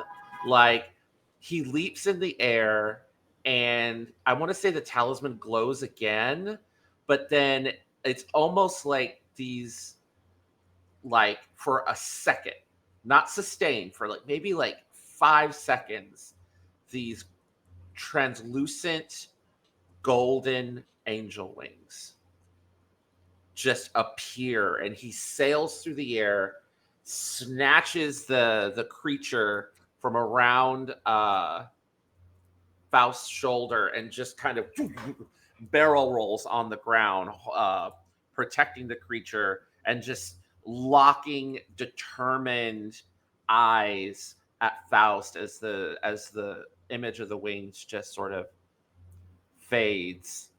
And he says, "Faust, you love this town. If you didn't, you would have abandoned it years ago.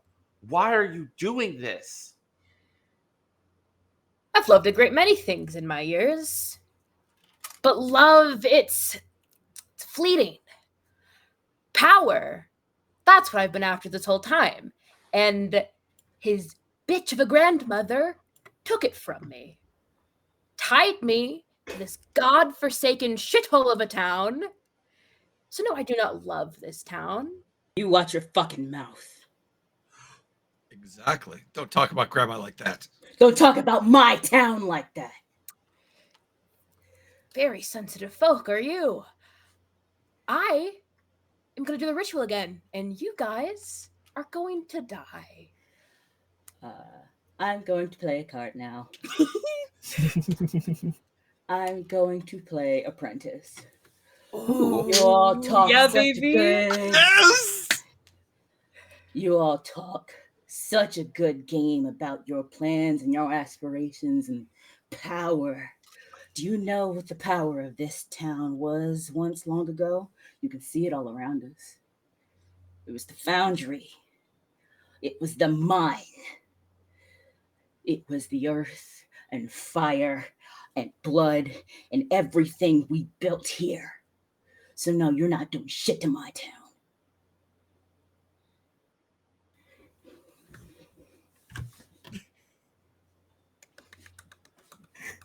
I think the cave starts to shake and starts to rumble in response to your words. That's what I'm proposing.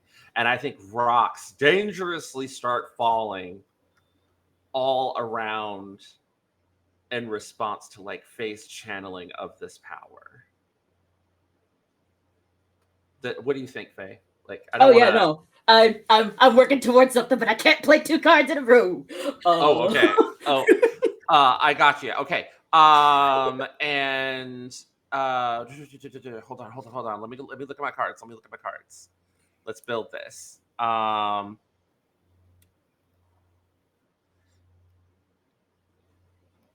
Oh shoot, Priestess. Mhm. Hold on, I'm looking at Priestess really quick. I'm gonna play Priestess. Okay. Particularly a calming presence, a reality grounded, a divine purpose. And I want that kind of same light that you saw in the wings now to be in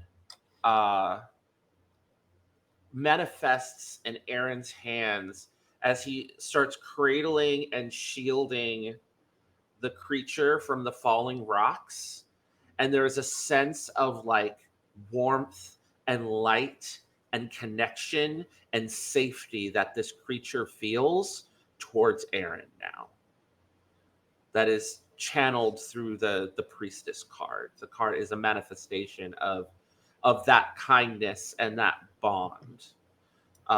Sort of transferring his love for the town to this vulnerable creature. Well, take us home, Faye. I am going to. Do you want to set up? Do you want to lay up on this? Oh yes, absolutely, please. Okay, because bad blood is gonna. I would like to play bad blood, which the swollen back by shame, a trapped jaw rusted shut. I look as you have the ring you took from me. Eric didn't object because the ring was trapped.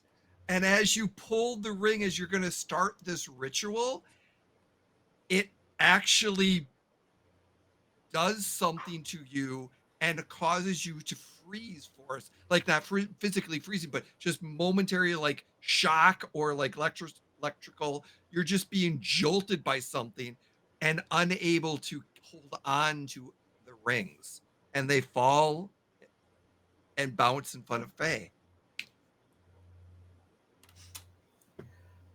Sick. Grandma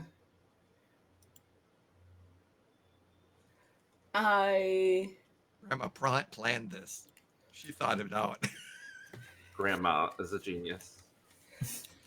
Faye picks up the rings and kind of gives Faust this look and kind of looks past him. And then you see her kind of stomp on the ground. And as like there's that thrum that's been going through the mountain and the mine, you feel it start to get hotter. I'm playing Volcano. Hell yeah, baby. Oh. And you see where the statues were all kind of sliding and receding down into the mine. Uh-huh. You see her stomp a couple more times, like almost like perilously close to almost like a church shout, almost like you see her like moving through it, and you see her stomp one last time, and you see the back of the hallway just light up, and the light starts easing forward. And if I may take the layup with the freezing,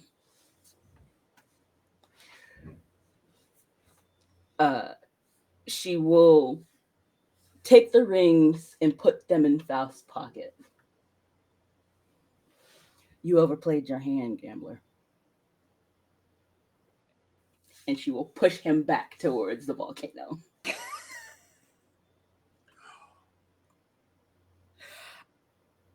I think, if I may do my last actions, I think you push Faust into the fucking lava, and for a second, you guys all see a glimpse of that night, of the day that Eric was born and the day that Felix died. And you see Eric's grandmother do something so similar. And Felix, like, his body, like, went into flames, engulfed, and he was a pile of ash before he reformed as Faust. But this time the lava just takes him. And I think the mine stills.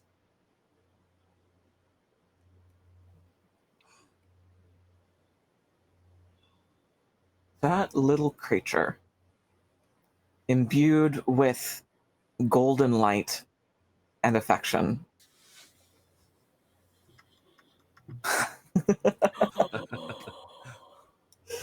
Flood, brimming reservoirs, high tide, and outpour of riches.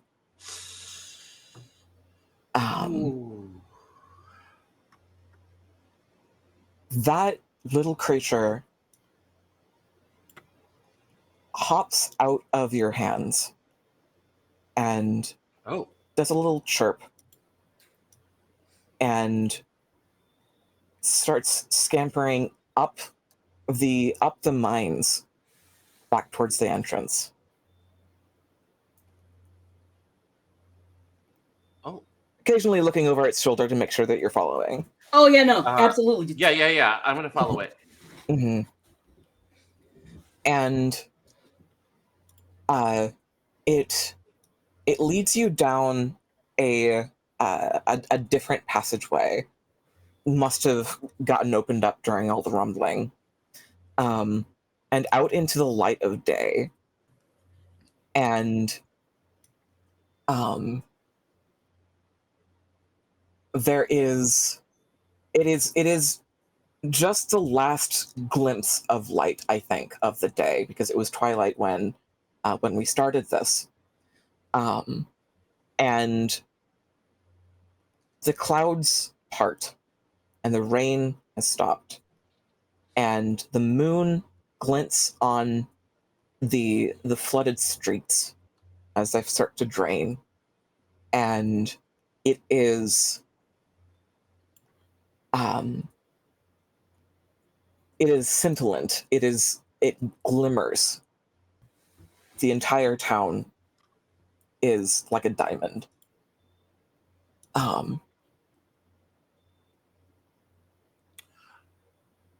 I would like to play my last card.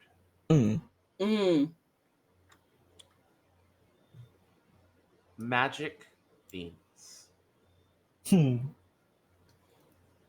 A seed within a seed waits a mighty beanstalk, a precious jewel, a strange-headed child. As once they arrive on the surface and he's there with this creature, he once again picks it up with reverence and kindness, looking at this strange-headed child, smiles, and realizes this curse is no longer a curse. It's a protector. Something that's going to keep this town safe so long it is treated with kindness. And Aaron's just going to look into the eyes of this creature, broaden his smile, and say, "Would you like a name?"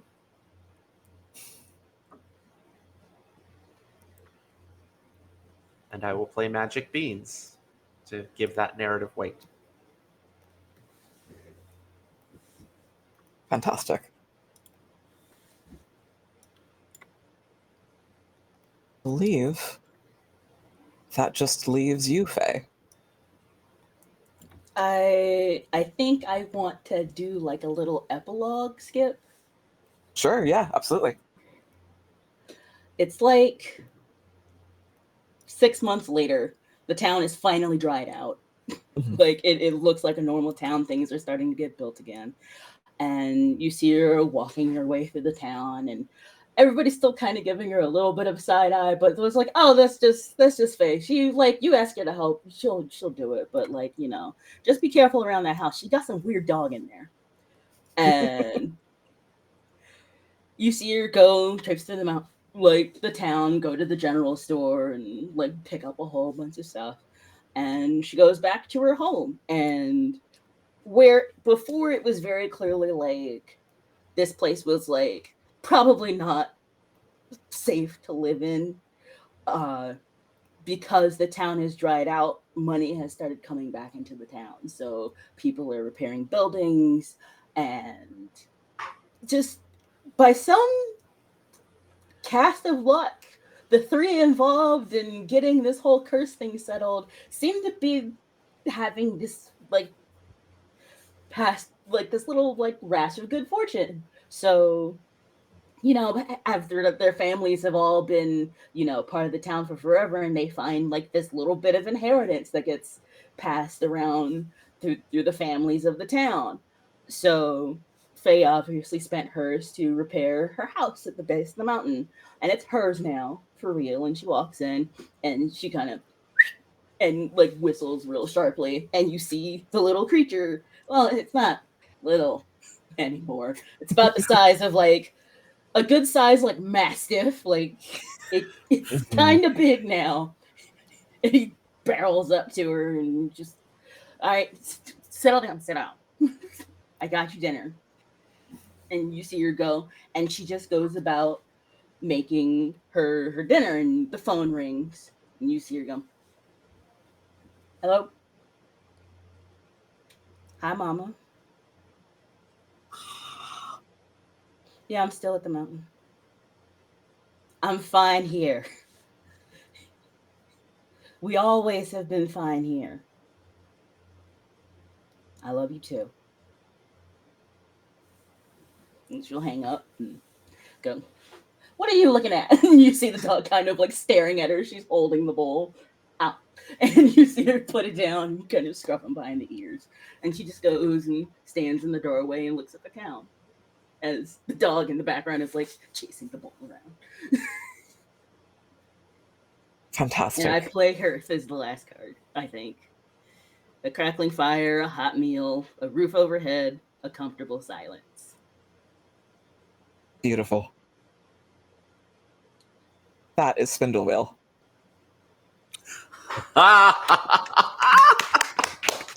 Oh! Oh! Ooh, Game is so good! Ah! such a great game. Yes.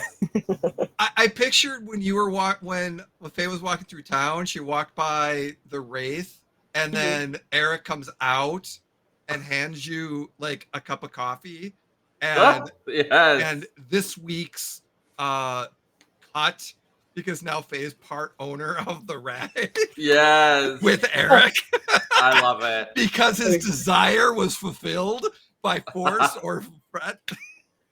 Amazing. Amazing. And that's the money that came in, inheritance, because your inherited came from the Oh, that's amazing. So much cool stuff. This was a journey. Thank you so much. This was- this was Steph. awesome. It was so good. good. Oh. Like, I feel like that CD, like K-pop Demon Hunters, where they're all like, yeah! Yeah. Yep. Yeah.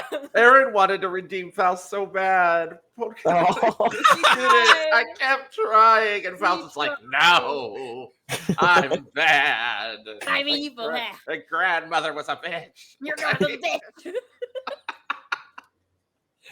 Oh, incredible. And that's where we will end our adventure tonight. Thank you so much for joining us for this game of SpindleWheel and the story of the Rising Tides. I couldn't have told this story without the incredible players at the table. Why don't you tell the audience where they can find you and what you'll be up to next? We'll start with Okami. Hello, my name is Okami at KT Okami all over the internet. You can find me on Blue Sky at ktokami.io. I am the creative director of House of Dreams, another actual play channel where we uplift marginalized and voices of all kinds, LGBT and BIPOC. I am also the current community outreach and charity lead over at Apochromatic Unlimited, a actual play and TTRPG collective for BIPOC folks. So the next thing I'm going to be doing is we're going to be doing hopefully a one shot at the end of the month for House of Dreams to promote Skies Above, which is a really cool JRPG inspired TTRPG that is on Kickstarter right now. And so Sunday the 28th, early in the morning, Eastern Standard Time, we're going to be doing a one shot of that. You will be seeing me playing in that. You can also hopefully see me playing it soon on One Shot Wonderum, where we're going to be doing a one shot of Triangle Agency. which I'm really, really excited to play. And I believe that's going to be on the 27th. And then next month, keep your eye out as right now, for those of you who are BIPOC, there is a casting call right now out on Blue Sky. You can see it on my Blue Sky and on Apachromatic Unlimited's Blue Sky. I'm going to be running Kids on Bikes. We're doing a charity one-shot. Apachromatic Unlimited is going to be raising funds for PCRF, Palestinian Children's Relief Fund, because it's such an important cause. And, you know, those kids in Gaza, everyone in Gaza needs help right now. So I'm going to run a 90s flashback one shot of spooky times on Devil's Night. And that is going to be, I believe, on the 19th of October. So we're going to leave that casting call out for, you know, probably one to the end of the week. So if you're interested in applying and you're a BIPOC person, please do. Please do. Otherwise, yeah, those are the projects that I'm doing. So I'm gonna go ahead and popcorn it over to Neon. Hello, my name is Scout Monroe, also known as Neon Saline. That's neon like the light, saline like the drip. You can find me everywhere on the internet under that name, except on Blue Sky where it's Neon.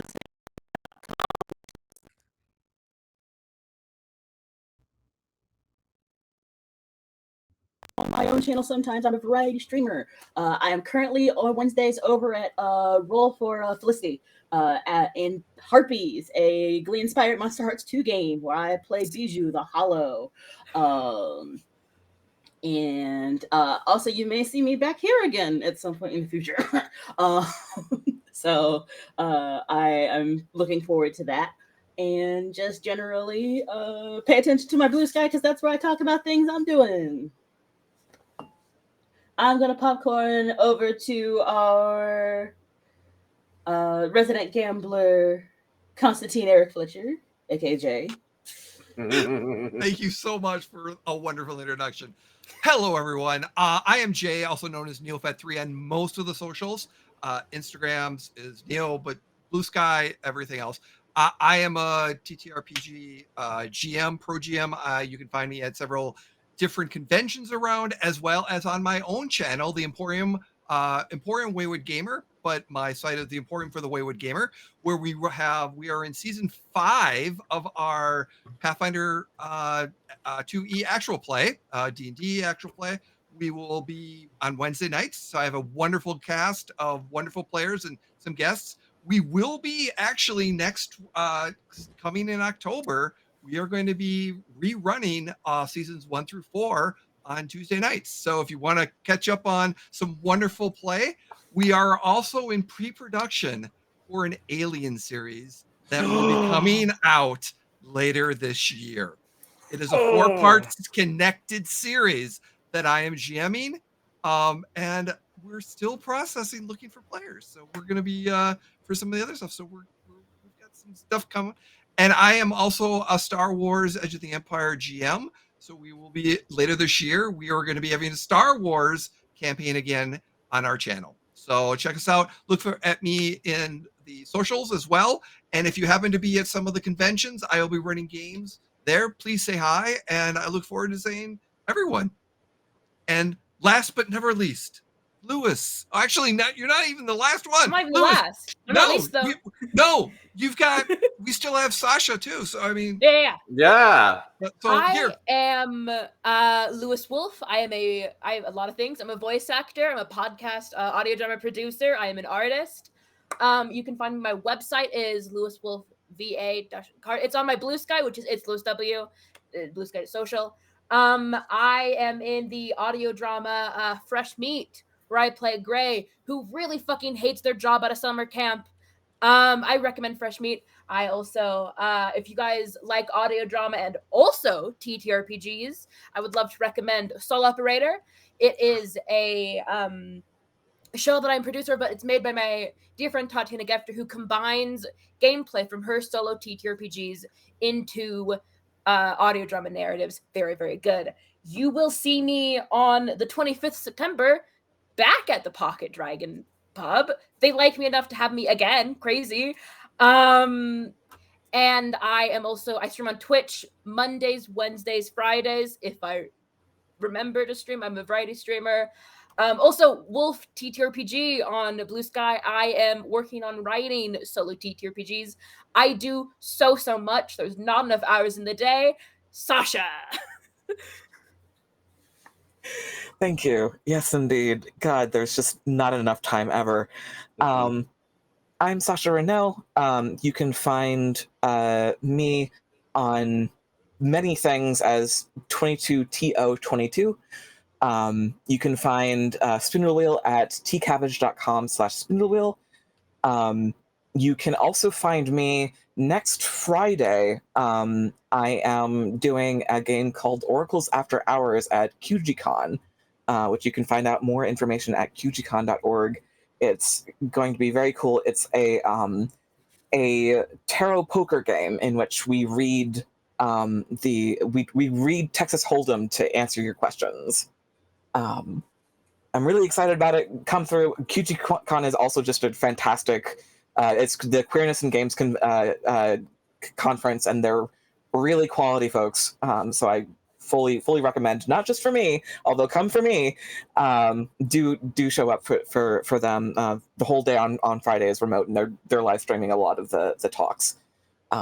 So that is everything for me.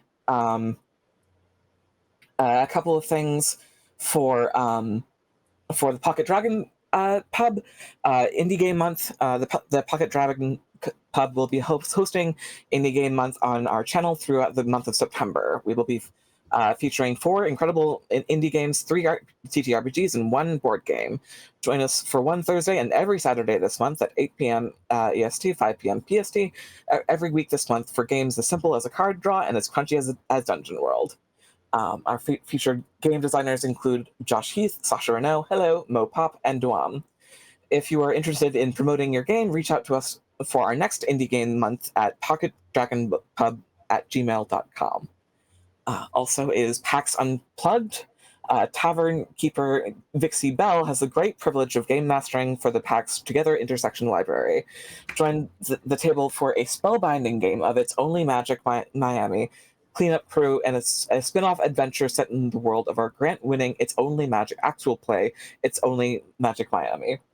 Keep an eye out on the PAX website and be sure to grab your seat at the table.